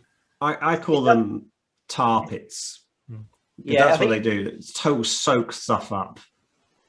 It's that tough. It's that tough that allows them to shrug off average shooting, whether it's Marines or Commandos or something like that. Something where it's shooting on 5s against the Survivor 5s, where it should be a bit of either way. You know, eventually they're shooting the way down. That tough just means they don't get worn down. You're wasting time. They just keep coming. So you need to have something actually very good to take them down. Which seems a waste because you've got other stuff you can shoot, and what I tend to do with them is park them on an objective so that they're just scoring and using that tough to stay alive. And then I'll use them to snatch the occasional kill, because against the size 1 average model, so Rebs, for instance, I've taken down a Reb leaders in the past with them because they got a bit too close. And of course, you know, sending in a 5/5 on the charge slightly bigger against a Reb leader, well, Reb leader is only surviving on, I think, a 5. You know, they don't like it. You know, it's so that they're still really fast. So you can park them and then jump them somewhere else and really get in people's backline then. And then you're like, I've got to deal with this thing that's still really annoying and really naff, and I don't really want to spend my time on it, but I have to. Because something like even something good like an enforcer or a forge father, you just can't get rid of them. Once they're on you, you're stuck for the game. They might not kill you because you've got to be able to survive, but you can't get away from them. So you're rendered useless. Mm-hmm. I think I'm going to revise up the rat swarms to my favorite model actually over Stalkers. Just because it's really annoying for other people. Yeah. And I think we've hit the theme of the Veer-Myn there too, that like every model in that army list is really good at taking objectives. Because either way, you have the Nightmare, which is very survivable but slower. But until it arrives, the first wave already was on the objective, so you don't waste a turn. You have the tar pit red swarms, which are fast and survivable, but more expensive. So you have so many options where you get the board control, and often that wins the game. Because and that's it, though, isn't it? You've got to win. You've got to win early with the rats. You get so many points, a few kills, and then you're set. Yeah, because most armies in most scenarios can't even get on objectives with a standard move, you know, in round 1, unless you've reconned or got scout or you've got move dice. You know, because if you're moving 1-2, most objectives are 3 cubes away. Yep. You know, and then with a Progenitor, you have like a third of a chance to get an extra move to get the 4 away objectives with a move of 3 and then that extra die. So it's really strong. Cool. So big fans of rat swarms. Right. So moving on a little bit, we've got a series of the Vault Chaser models. So we can sort of cover the next couple quite quickly, I think. So Vault Runners, which are basically 12 points versions, 1 victory point still, versions of the Crawler. Yep. So the only difference is they have a point of armor and they have the charged ability. For 2 and then points. We've got and the points. And then we've got the Vault Stalker, who's 11 points, 1 victory point, who again has armor and charge. And he's basically a normal Stalker version. So what do you reckon to these guys? I think it's a nice option to be able to pay a couple of points and have something with armor if you think it's going to be useful. There's not a lot more to it than that. Yep. Yeah, I must say I don't tend to run them unless I'm running Thorn, because the charge is great, but it's a risk, isn't it? So you want some mitigation for that. Yep. I think this Vault Stalker maybe aren't that good, because usually if you want to go for the Stalker thing, you just go in more numbers. But the Vault Runner could really help, because the 2 points for getting charged so that you can move 3 cubes and still shoot can be quite good, while you're staying like maybe on the objective and shooting something because the other ones charge in. So that extra armor can be worth it. So I think the charge is even a bit better on the runner personally. And I like the models. It's that funny sort of thing, isn't it? That the charged gives you more versatility in what you're doing, and the armor makes you more survivable, but the charged makes you less survivable. You've got this sort of, because the armor doesn't help you on the charged survive either. So that's an important thing to bear in mind. But then again, with the Vault Runner, you can also shoot, and with charge 3 cubes into the model and fight with a 5-up fight and an extra drive for charging in, and to get that sweet frenzy from charge. So you get the most out of it, and you only get the survive roll at the end of the activation. I think activation. That's right. Yeah, it's at the end. So if you're dead already, it doesn't matter. Yeah, if you're dead already, it doesn't matter. Or if you don't get wounded before fighting. Yeah. So I think for the runner, it's the most versatile option, and for me, it's better than the Stalker. I think you're right, Ian. I think it's nice to have that option there. If you've got a few points spare, you might go, actually. Well, and having heard what we've just discussed about it, actually, they're probably a bit underused, aren't they? I think they probably are. Absolutely. You described them as being really, really quite good. There's some really good advantages there. Yeah. For a couple of points. You drop one model off your team and you upgrade all your Stalkers and Crawlers to these guys. And that's quite a lot for your money. Yeah, maybe in 2023 when we can play a game again, we'll be able to try that out. Right, moving on to the specialists. Oh, we've got there's a lot of troops as well, isn't there? So first up, specialist, Malignus. Specialists. Malignus, he's your sort of middle management guy, isn't he?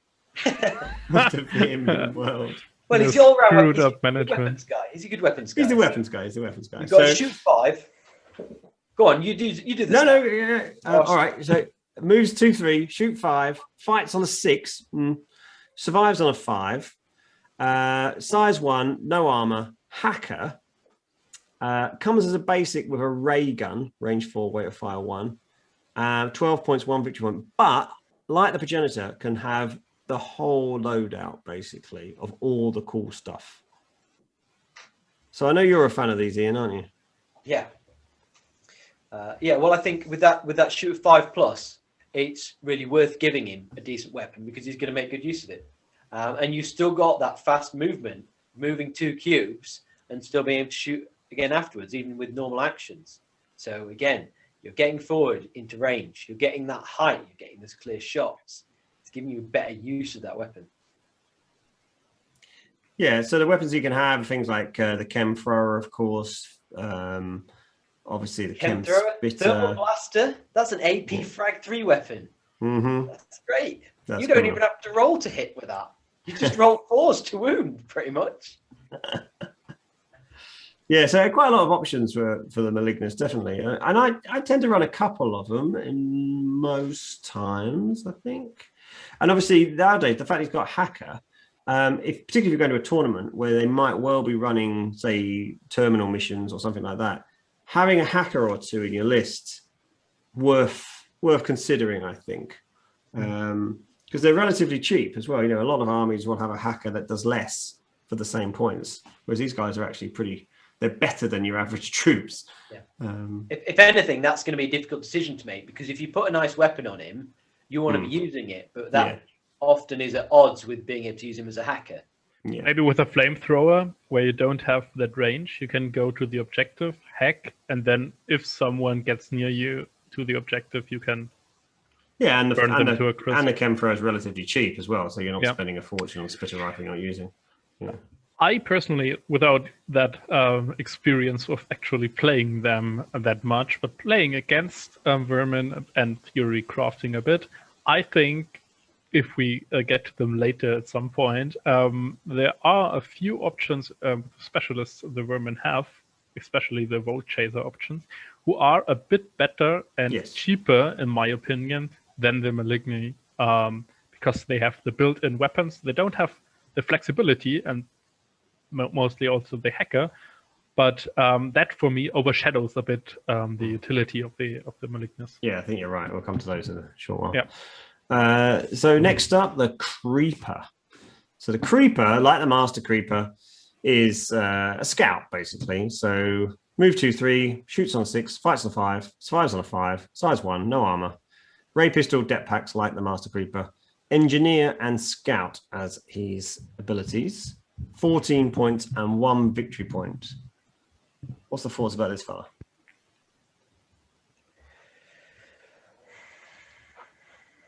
I think he's a slightly tough one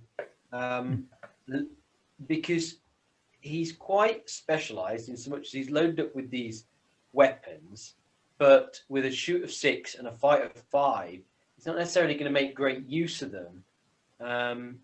14 points, a little bit pricey. I think he's a bit of a tough ask, actually. Usually, I'm one for the every unit is really good, and you just have to find the niche. I think the Creeper lacks a bit of that because with range 2, a Stalker, not a Stalker, Crawler can do a better pinning than he does, or more reliably. The Scout really helps, but his weapons aren't that good. Engineer can be good, but only in a few scenarios against a booby trap, and you don't have any remote things. So for 14 points,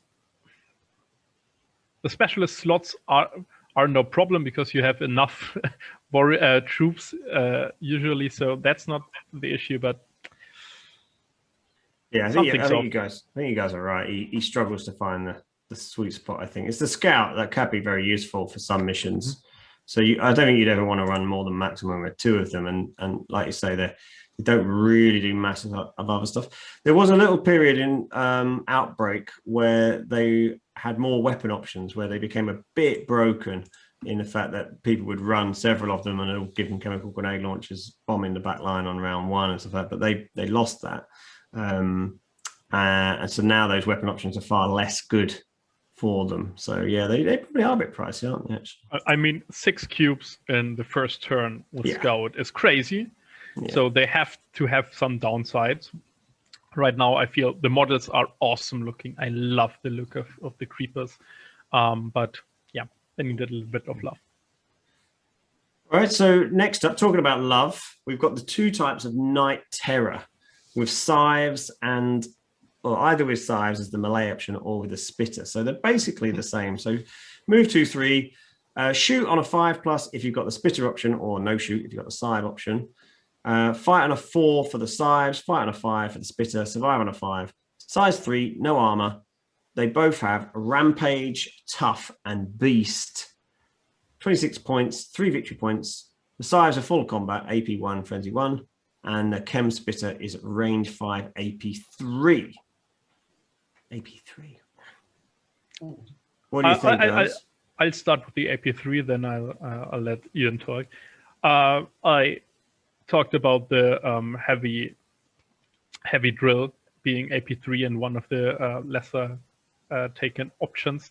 Here you have a ranged weapon with AP3 and a ranged shoot of 5 up, so it's really good. The problem is that usually it's still not that much taken because 26 points is pretty expensive.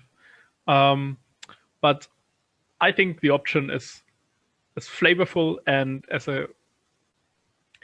that thing shoots its weapon with a few cables running to his mind. So from a fluff perspective, that's like, how the hell can Veer-Myn do that? So it's a bioengineering mind. Yeah, that's awesome. And alone that fact, that's why I love it, because it's so crazy and it works, and it's something that not even the GCPS can do. So yeah, I'm sold now to the actual rule stuff. I think they're super cool. Firstly, they're cool models, big rat monsters, all claws and covered in weapons. And I think they're very useful. I run a Night Terror with Spit because I think he's a really good shooting option in the Veer-Myn list, actually, because with the Survivor 5, which is what a lot of things have, and that's tough as well, suddenly he's really quite survivable. And at the risk of sounding like a broken record here, guess what? He's speed 2/3, so you can move 2 spaces to get height before you shoot things with it. I must say, yeah, I used to always run a scythe one, and I hadn't really seen the approach. And you taking the spitter one, it's sort of like, oh yeah, I see what you mean. And, and it is quite attractive because they do struggle with AP. The old Veer-Myn, they don't have a lot actually in their shooting.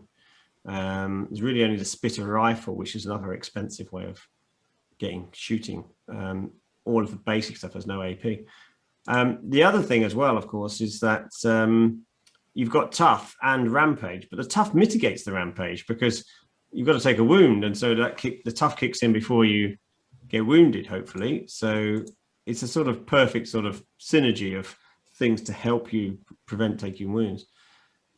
The scythe one I tend to go for if I go for one, because he just fighting on the floor with being bigger, and the frenzy just seems to be a nice option for me. But I do see what you mean with the spitter one, and I've been tempted to try that out since. Because... I think they're both good options. I think that's what I like about them. The fact they're the same cost is because they both have a strength to play for. I think it's just they're both good options.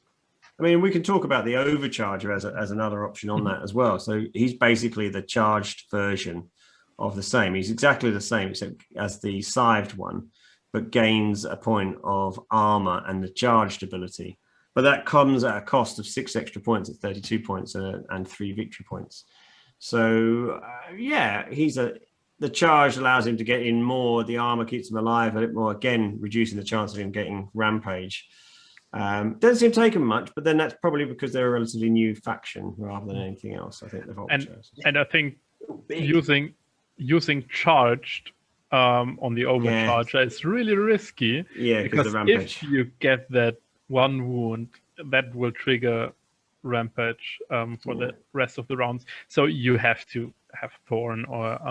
I'd have to check the wording as to whether the tough would work though to stop it. It specifically says before armor rolls. That's interesting. I'd have to check the wording on that. Mm-hmm. Yeah. But I think I personally, if there would be an overcharger with spitter, that would be my favorite because of the same reasons I already told you about the Vault Runner. There isn't. So it's a bit more difficult to take there. I think all three are completely different and worth taking because 6 points is it's but yeah, 6 points enough. Is a Thrall. Yeah. But you for a 4 wound model, 1 extra armor can really save the day, especially with the rampage. So I think it's hard to say. They are a bit pricey in comparison maybe to some other specialists like the apes from the reps. If you go there, so if you go against them, don't worry, we're never going to talk about reps. It's fine. Yeah, I know that's why I'm sneaking them in now. So you have to be a bit on your toes if you're facing off against melee specialists with them, because I think they are better off against survivable ranged units because of the speed, and not that good against like the big baddies of other armies. Yeah. So we just got a few more of the Vault Chaser ones. Now these are a bunch, so we won't go through these fairly quickly. There's the Shocker, who's your sort of Razor Claws version. So he's basically a souped up Stalker, 14 points, 1 victory point, 1 point of armor, charge, fights on the 4, survives on the 5, AP 1, Frenzy 1. I quite like this fella. I would look at him differently than that. I would compare him to the Night Terror's size and say he's got the same weapon profile, he's got the same fight stat and survive stat, he's got the same speed, he's got point of armor. The only thing he's lacking is size. And the tough. But he's 12 points cheaper. He's a bargain version of a Night Terror. He is. I love him. Actually, I quite often run 1 or 2 of these. And that's me. And he's like a souped up Stalker for me, but I see what you mean. Yeah, he's a cheap version of the Terror. I like him. I think he is good and much cheaper. Yeah. And especially in terms of victory points. Only one. One for you. I think that's his best point, that it's only 1 VP. And that's also because why I don't like the Vault Stalkers for 11 points. Because either I go Stalker for 9 points, or I go Shocker for 14 because for Yeah. 3 points more, AP1 Frenzy 1 is so much better than that Ray pistol and armor and charge. So and the charge, you might not use the charge, but it's there. No, you don't it's use an it. option. Yeah. And you can use a charge if you're pinned. So it's an option, but yeah. Well, yeah, exactly. Charged is something that you can even use charge as a death or glory. You think your model's gonna die. He's already on a wound. Well, I might as well charge them because it'll only kick in after I've done something. And I think I'm already going to be slaughtered. So do it. I mean, the negative is, of course, it's a specialist compared to your Vault Stalker being. Yes, that is worth bearing in mind. But you tend to have lots of troops anyway, so you're not short of specialist slots. Next up, the Trapper. So the Trapper's a trickier one to use, I must say. Much more expensive, 18 points, 2 victory points. It's basically a Malignus at 5/6/5 with Hacker and Charged and 1 point of armor. He has a Chem Spitter, range 6 AP2, and a Mine Launcher, range 4 Trap, frag 2. You don't see a lot of Trap. So maybe, what does Trap do, guys? It puts a landmine in a cube. So it doesn't do anything directly. It sort of locks down a cube, doesn't it? Because someone going in then will then initiate the frag 2. Will blow them out. Will bounce them out again, probably. And you don't have to trigger the trap if you're owning it. So the opponent can't just throw chaff in there. You can trigger it when someone steps in. So, so that zombie, you don't have to. You can ignore the zombie and wait for the leaper or something. But even though he's called Trapper, I think the jewel is his AP2 rapid fire range 6 weapon shooting on a 5 with a 2 up move hacker but charge a 2 move, so he can move 3 if he wants to with 1 armor. I hate these guys to play against. It's awful. These aren't the ones you hate. The next one's the ones you hate. I think Trappers are brilliant. I think 18 points is. He's expensive, isn't he, for a Veer-Myn? But for an AP2 range 6/5 up shooting, he's not expensive anymore. Well, you think. Well, I guess if you look at him compared to a Malignus, who's 12 points, isn't it, Malignus? Yeah, but if you gave him a Chem Spitter, he'd be 21 points. Well, but for most things, a Malignus range 4 weight of fire 1 weapon as base will do the same, won't it? Because the range is not usually such a big problem. So, and you don't normally need the AP on most things. So you're paying a lot of points for something that which does give you a lot of bonuses, but you might not need 80% of the time. I think if you've got things like crawlers with ray guns anyway, then having the Trapper as gives you armor, your anti-armor weapon, makes it a great option. He picks different targets, doesn't he? Yeah. And Stalkers and crawlers have completely different. The downside to him is that the mine launcher, which is clearly a thing with him, is actually I find it quite difficult to use. I don't think I've ever used it. And I've run 2 of these guys in the past. I'm not sure I've ever used it because the Chem Spitter's really, really good. It's just too good. It's too good. I don't think it's just that, though. I think it's also the fact that Deadzone is a very fast game. So you rarely get the time to put things down that don't do stuff now. You put things down that's going to do something next turn, or maybe not at all. So actually that trap thing becomes a synergy that just really hard to make it gel, unless you've got, say, an objective that you want to prevent someone taking or make them waste something to take it. They send another model, because again, you've got more models than they have, so they have to send something in to trigger the trap, and then they send something else in. But then even then it might not work, because if it's only solid, just walk in anyway. Yeah, and it's only frag 2, so it won't be much damage. That's one of the points. And then we already talked about it like 5, 6, 12 times. Veer-Myn want to Stalkers win. Are great, you mean? Yeah, Veer-Myn want to win fast, so you don't need the trap. They have the board control most of the time with the speed and the resilience. So you don't need, like, GCPS can trap something because they don't want something to come there, or they can't claim some objectives, so they have to mitigate someone getting it. Veer-Myn don't need that. they just throw in more bodies. You don't throw in a frag there because, well, get in a Thrall, whatever. I think you're Or a right. red swarm. Yeah, So- you don't use More landmines as rats, defenses. You use more rats as defenses. Yeah. So I think the Trapper is an awfully good model. Playing against it, it's always my target priority because it's so good. And that's a point where the Crone Mother with Resilient 2 really, really, in one game, crushed my hopes and dreams because I couldn't get rid of him and he blasted with shoot die, blasted me away. So that's really...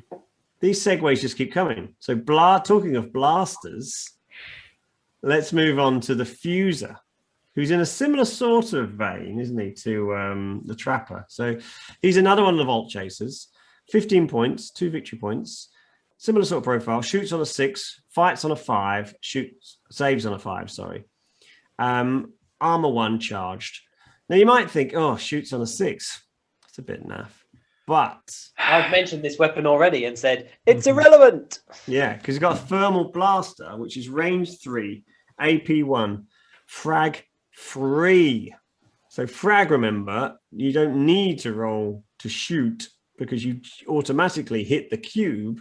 You just roll for the frag, i.e. 4 pluses. So, it's criminal. Only range 3. But what did we say about Veer-Myn? Well, they move fast. fast. They move fast later. And of course, he's got charge. Yep. So bollocks to it. Move 3 cubes and then shoot it. So range 6 then, is what you're saying. Pretty much. Yeah. Oh, with AP1, frag 3, hitting on 4s, he's like the best shot in the whole Veer-Myn army without even being the best shot. But and only 15 points and 2 victory points. Two victory points. That's a bit steep for 15 points. I think it's because he is so good, actually. So it's that sort of yin yang of points versus and cost. you have to get in a bit closer. You have the range of 6, but then you're standing there, so you're giving yourself He's significantly cheaper than giving a Malignus that same weapon. Yeah, that's getting back to the Malignus, where I think other than grenade launchers, he hasn't that much of a place anymore. Maybe onto the camp because those. Vault Chaser specialists are just so cheap and so good with the armor charged and their built-in weapons. Yeah, I think I really like the Fuser. I have run before 2 Fusers in a list, in my aggro list. Face. Yeah, because everything which goes like in your face is the only thing you can play apparently, or want to play. Sorry. Yeah, well, I got no subtlety to this, but also saying that it fits that theme I want to run. So. Because frag, not only does it damage stuff, it also pins it and knocks it around, doesn't it? Knocks around it. Yeah, so that's what I want when I'm running heavy Stalkers. Because I want to pick up those extra dice for people being pinned. And as Ian said before, those models that can fight, let's go back to my lovely Kalishi option. So a Kalishi that fights on a 3 survives on a 5. Oh, yeah. She's not getting up again. Yeah, so that's like the perfect combo. Get him up there, boom, lay there some frag Did you down. put 2 Kalishi in the same queue? Oh, ooh. We're going to do that again, are you? Well, there's bits everywhere. Puny elf flesh. Because of this synergy of pinning and charging, because you have mostly many mediocre to relatively good models, Thorin with his communications relay or the Tangle with communications relay can be a really good thing with the extra activation, because you can always use it to pin and charge without giving any option to your opponent, even if he hasn't activated already. So you can take away an activation before he does something with it. So that's to keep in mind. It's even more valuable, as you already said, Andy, in the beginning, for Veer-Myn, I think. I mean, that's the comms relay. I really love. When I run Asterians, I always take the comms relay, always, because it just allows, because they're the opposite. They've got so few models that you've got to use every single one before they die. So you don't ever want to lose a Cypher, for instance, before he's had a chance to shoot, because you are literally paying for him to do one thing and they shoot. So the comms relay can be really good, but different reasons and different armies. Right, we're taking far too long on this, so let's skip over the name. Who would have thought? Half-Tail and Okay, the Piper. Short thing. I love the Piper because he makes 2 extra I swarms. just said it would skip over him. Yeah, Can't do it. Can't do it. I don't play. The Piper rules is nice. like- The Piper is nice Yeah. for sure. So And Hacker Half-Tail's nice, but life's too short. Vehicles. So we have some vehicles. We have a Rumbler weapon platform. So the Rumbler weapon platform, poor, unloved Rumbler weapon platform. A little bit. I thought it was unloved. So speed 1-2, shoots on a 5, can't fight, survives on a 5, no armor, but size 4, 1 hard point, and 2 weapon options, which we'll talk about in a second. 16 points and 2 victory points base. Okay, and actually comes with a free rat as well, really, because you get another rat in the pack that you can't really use. wow, stonks. It's like a naked progenitor. But of course, the points values you've mentioned there are Unladen. because, Yes, because you have to give it a weapon. but both the weapon options are the same cost. They're 12 points and add a victory point. So what you're really looking at is a 28-point model with 3 victory points. And the options for the weapons are the super heavy chem thrower, which is range 3, AP2, volatile, it burns heavy, great big flamer. Super heavy chem spitter, range 8, AP2, weight of fire 1, suppression, heavy, and firing platform 1. Technically, you can also give it twin chem spitters, but there's no model for those, so we won't bother talking about those. Yep. So of those 2 options, you've got a really big chem thrower or a great big, well, basically a cannon, isn't it? Not quite a cannon like a Polaris cannon, but still a very good shooting option. What would you be your choices if you were to take either of them?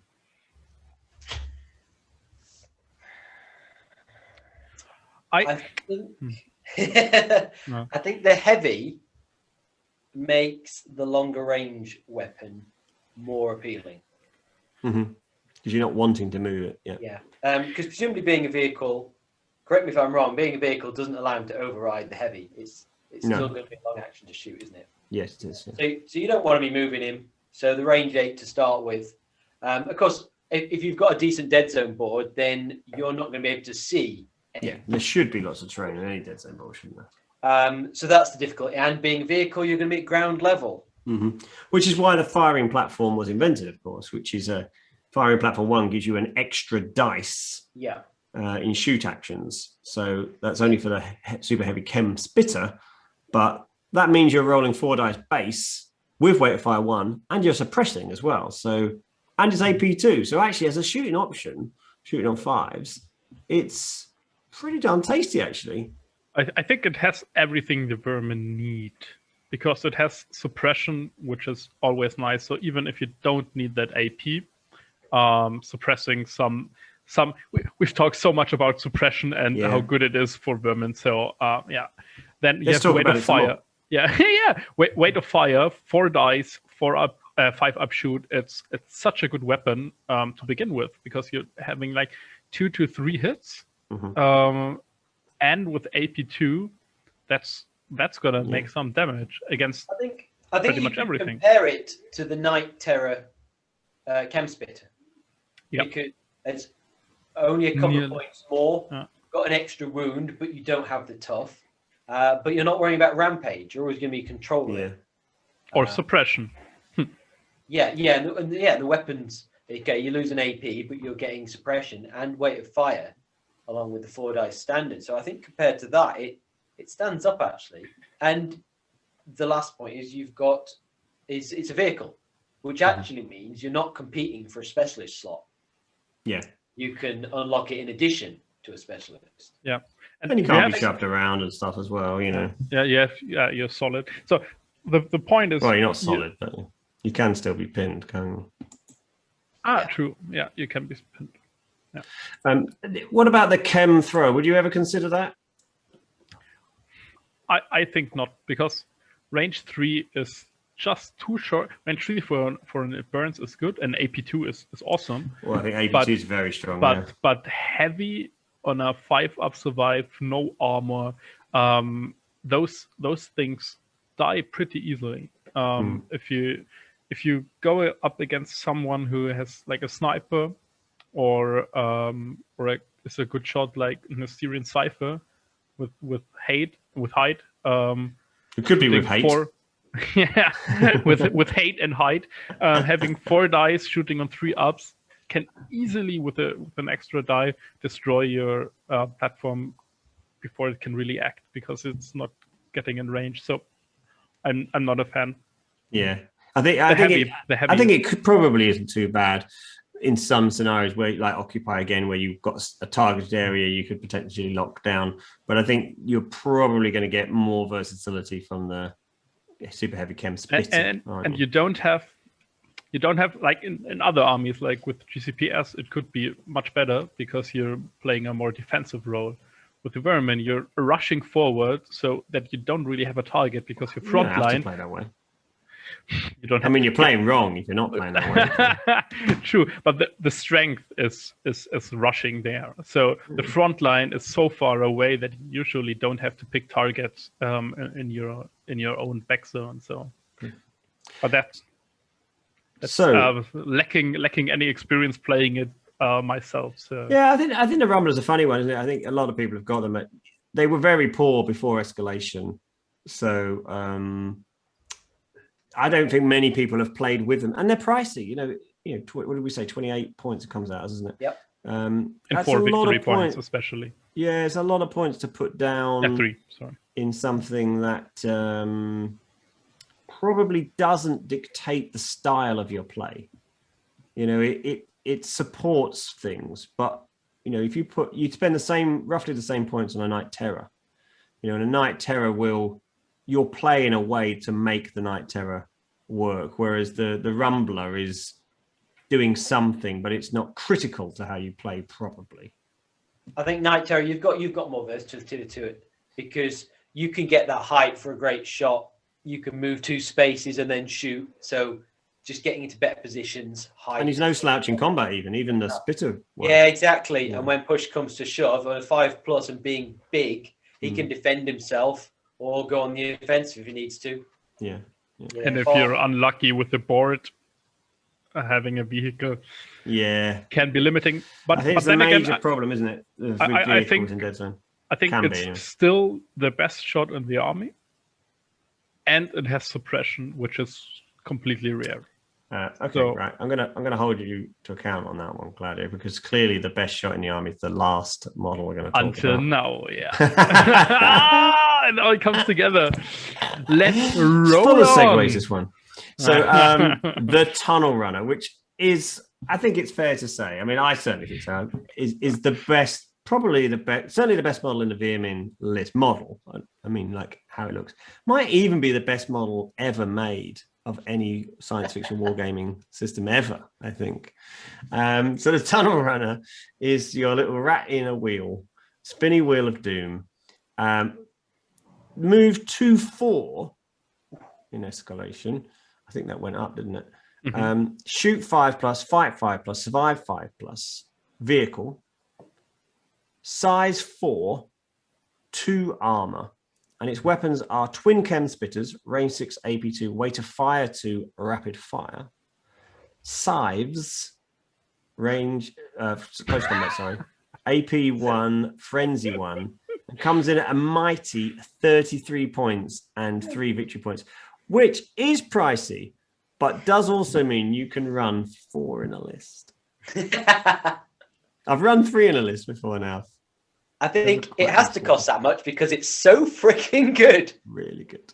I love it. Brilliant profile, this. Genuinely love it. In fact, it was even too good, and I think we made it more expensive in escalation because it was too good. It's amazing. The only drawback is that it's a vehicle. Yeah. So you're not getting height, and you may have some difficulty getting around. People can hide from it simply by being up here. Yeah. And it's really fast. I think it used to be 1/4, didn't it, in the past? So going to 2/4 means that it can just move that much further and still shoot. That's the critical bit.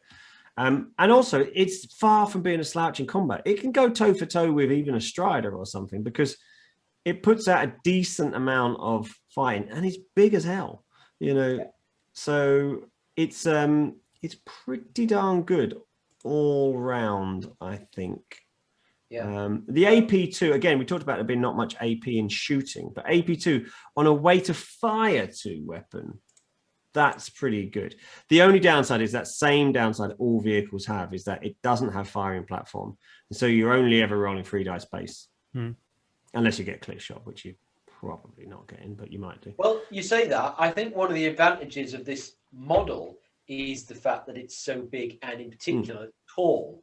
So you can place this in a cube and it's really good at looking around objects and looking over objects. So you've got a lot of model from which to draw your line of sight. And that does give you a better potential for getting a shot. The same sort of downside though, isn't it, with height, is that one of the best ways of getting clear shots is to be higher than someone. So you sort of, but you're right, it being a big model, because you're never going to be hidden, you know, being a big model actually does protect you in some ways from clear shots and allows you to potentially get clear shots that you might not have thought when you positioned your own model that he would get a clear shot. Because he's effectively drawing line of sight from 1 floor up. Yeah. He is as big as a cube. He's the size of a cube. He's almost 3 inches tall. Yeah. I absolutely love them. Absolutely love them. My favorite game ever with these is when I think I took 3 into this at one of Gary's events at Black Dragon Miniatures, and there was a tunnel. There was a tunnel system on the board. So the ground level was here. And then there were like gullies, and I had my rats in their wheels running around the tunnels. I lost, but you know, who cares? Who cares? Yeah, I have to say, I've started a small Veer-Myn force. And the first, it's a bit Claudio, back. you kept this secret. Yeah, and I have it. Like I have just nearly completely finished. But the first model I bought or got was a tunnel runner, and then afterwards I built around another tunnel runner. Yeah, no, only one, and the Piper, because I like pipes and tunnels apparently. And you are a Veer-Myn player. I'm a red player, but I'm not that good at hiding. So, but I think the model is awesome, and it has, and set-wise, it has everything you want to. Even with that rapid fire, if you really can't get anything, if you can't kill something, you can still suppress it. I think I wouldn't do it with a shoot of 5 and AP2, but in a clutch, it can always help to have the option. So it is really good. It's like a lot of Veer-Myn stuff. It's really good at dealing with those size 1-2 models. Where it struggles, like pretty much most of the Veer-Myn, is taking out Striders and stuff like that, you know, with shooting. Just because you just don't get enough dice and your shooting's average across the board. But you don't need to kill them to win the game. You know, that's it. You know, you take out the stuff that deals with your stuff and you score on the objectives, and then you're home and dry, really. And then again, if you want to deal with the Strider, get a Nightmare, get a Rumbler. You have the tools. With the big heavy drill. Yeah. You have the tools. You just have to commit to them and use them. You can't complain that you can't do anything about it if you choose to don't take them. If you're not taken. So I mean, I gifted one of these models to my friend in Spain, Juan Hidalgo, and horrible painter. I think that's a sign of how much I love him. Oh, that's a beautiful moment. I went to one of the Deadzone events not in Mantic HQ. You were probably there, Ian. And Andy Meakin, who was the events guy at the time, gave out one to everybody. I left with 4 because people gave me them. No wonder you made them so good. They're immense. I love them. Totally love them. But to be honest, 33 points is pricey. Yeah. Still. For a list where you count every 1 or 2 points for getting 2 points for getting charge and armor is too expensive, but dish out 33 points for the tunnel runner. Yeah. I think when I ran 3, it was to prove something, not because I thought it was the best build. I was just like, I want to run 3. Don't tell me why. I just want to run 3. And of course, you know, because they're vehicles, you have to unlock them with 3 other troops. So even with your cheap troops, I mean, Stalkers were 8 points at the time. That's 24 points for each unlock as well. So it does all add up, and it's a very non-versatile list. And then again, you don't really have a splat which helps shooting. So you only have resilient, and you have even the Tangle doesn't really help. So if you're focusing on that, I think you really have to think about what you want to take as a splat, as a leader. If you just go for the dead packs because it's the cheapest option, and if you have good shots, and a special action extra shot. But if you're running 3 of them, you only got one choice: the Progenitor, because he's the cheapest. Yeah, or the Master's Carrier. But but speaking overall, if you want to be a bit more to make a shooty list with like 1 or 2 tunnel runners, maybe, and more. I think 1 or 2 is a nice mix to give you, because they're when we talk about Veer-Myn, one of the persistent themes has been they can't shoot great, they're very fast, they're quite aggro, but they don't survive. Whereas actually tunnel runners have a fair bit of staying power because they're size 4. Yep. Having said that, I have had them one-shotted before now. They are not so good that they can't be taken resilient out. Too. You can give them resilient too with the Well, you can if you take the Chrome Mother. Yeah. So one of the greatest games I ever had with my Veer-Myn was in Spain, where it was Veer-Myn versus Veer-Myn, and we both had a tunnel runner, and we had this standoff between the two of moving forward and shooting. We were chipping wounds off each other, and then he rolled badly and missed against me, and I rolled great and destroyed him. Yes. Battle of the Tunnel Runners. Victory. Whereas normally you just put a gerbil in each one and bash them at each other, didn't you? But... Sorry, that was my use. Sorry.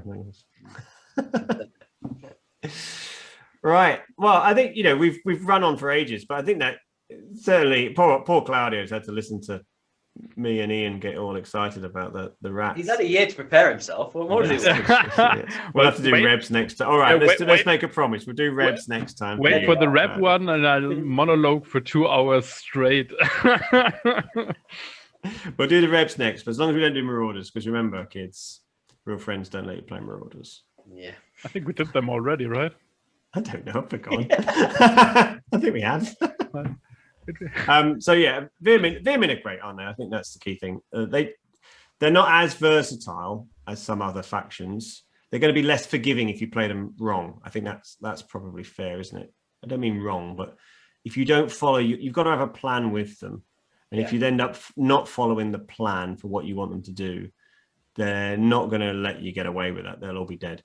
Unlike, say, Forge Fathers or Enforcers, where you can probably get away with making 1 or 2 mistakes. They are, or even Marauders. So that's why I sort of jokingly say playing on easy mode for some of those actions, because they let you get away with the slight mistakes that you can easily make in a game. Whereas some factions, GCPS, Veer-Myn, probably are trickier, not because they're difficult, but because you've got to have a plan at the start, which you then do your best to follow through on. But if you do that plan, they're really, really, really strong. Yeah, you pay for the speed. And it's a big hidden cost there. Yeah, if you overextend there, you get shot because you don't always have to move the maximum because you're so fast. Sorry, Claudio. What? Yeah, okay, well, whatever. But overall, I think the Veer-Myn are also a nice faction fluff-wise because it's something completely new to the Deadzone universe, and I think everyone can really imagine. You're on your spaceship, you think you're alone, and you hear the through the shafts. And well, to be fair, I mean, you say to the Deadzone universe. To my knowledge, I don't think there are any space rats in any other. No. Well, certainly any other large science fiction setting, even Games Workshop. I mean, never took Skaven into space. And I think that's one. I mean, they could easily have done it. Yeah, and I think that's a really, really good point and that's. I like them fluff-wise. I like to play against them. I like to crush them, and I low tier like to play them too. But but I think they're a really fine addition to the universe as a whole because you have the plague, you have big things threatening and they are on the horizon. But meanwhile, every one of your core worlds, maybe core worlds, but like outer rim worlds, is infested, and you just don't know it. And they can break out of the ground whenever they want and just swarm you. And Well, I think, yeah. I'd like to talk about how great the model range is, because you've got lots of options here. First of all, in terms of hard plastics, you've got the Crawler, Stalker / Malignus sprue, which has lots of bodies, legs, all the Malignus weapon options with big hefty shoulder pads, so that when you stick them on the body, they really look different and identifiable. Chunky. Malignus. You've got the Nightmare hard plastic, so you've got all the weapon options there, lots of different arms, all the drills and throwers and stuff. What else? You've got all the Vault Runner extras, so you've got all these another set of options. So you've got all the models. We've talked about loads and loads of units. They've all got models. Loads of options. Mantic has still been adding more, so they've been adding the Thralls. Okay, sure, maybe they came in for Vanguard, but they're really great. Actually, they're really characterful little meta models. Yeah. Well, and interestingly, outside the science fiction world, is obviously they've taken a lot of these models back into Kings of War as the Ratkin, haven't they? So there's this synergy which we've never seen in a Mantic game system before, where you've had science fiction stuff go backwards into fantasy. It's always been where can you repurpose Dreadball or Vanguard or Kings of War models into the science fiction setting. So it's great to see it going the other way, actually. And they're bringing out some new models soon. So, it might be nice if some of appropriate ones were to come over back into Deadzone again. I don't know if that's possible. Depends what they are, I guess. But And I think the Thralls fit very nicely, because we got the very high-tech ones from Star Saga, and now we have the feral ones, like those who just don't care at all about technology, just are like driven by their instincts to protect the They brother. might care a lot about technology, but they're not allowed to touch it. Yeah, they are the mechanics, but just don't use it. Yeah. So, but I like the other side now, that we have the one extreme with the Thralls, we have a bit of the other extreme, and I'm really looking forward to get the retake the Black Star expansion for Star Saga, which was, I think, not in stock for a very long time, nearly a year now. I think they didn't produce it for a long time after the Kickstarter landed. That's the only one I'm missing for Star Saga, and I mean, if I get it, my 200 point force of Veer-Myn will be bolstered, and maybe I will take them. And who knows, the next time we do Pandemic Files in 3 years about the Veer-Myn, I will be much more experienced, and we will go on for like 4.5 hours talking about them. I think we've got and a final point. Point is, of course, that Veer-Myn do not begin and end at Deadzone. The other plastic kit they've got is Tunnel Runner. Your very nice Tunnel Runner. Yeah, it's a shame that doesn't fit in a cube. It's on a firefight table. You have to do it burrowing up from below. That's the only way it fits in a cube. And it's a perfect like a scenery piece. I've played on the table because a friend of mine has like 2.5 Tunnel Runners, or how do you call the larger ones, the longer ones? Yeah. So he put all of them into the city, and it looked awesome. So if you just want to get into firefight, you can use them as scenery pieces in Deadzone. It looks crazy good. That's a really good point. We don't really talk about firefight or warpath on here because we play Deadzone, but of course, the miniatures are exactly the same, and there are some we haven't really. This is probably the first one we've come across where we've got miniatures that don't fit in Deadzone, but are great miniatures. And if you want to play firefights or warpath, then they're there for you. And you can find some a Veer-Myn Tunnel Runner on a firefight mission from a few years ago that we did. So it looks amazing when it appears out of the ground and spews out all its little rats to beat the bejesus out of someone.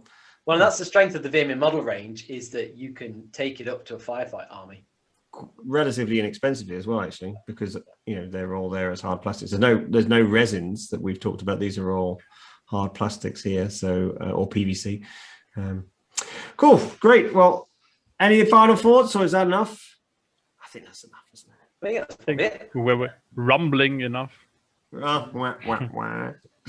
Right. Well, thank you very much, everyone, for watching. If anyone's still left, this has been Way of Fire Deadzone Pandemic Files. So thank you very much, Ian. Thank you, Claudio, for adding your tactical announce and fluffiness. So please check out our other videos. Please like and comment on this one, and check out the Way of Fire Facebook page and listen out for a Way of Fire podcast. And I think it's about time we probably had some Deadzone on the podcast. Oh yeah, Deadzone. Wow. We'll have to Deadzone. find something to talk Yeah. about. Yeah. Cool. Great. Thanks very much, everyone. Take care. Cheers. Bye. Bye.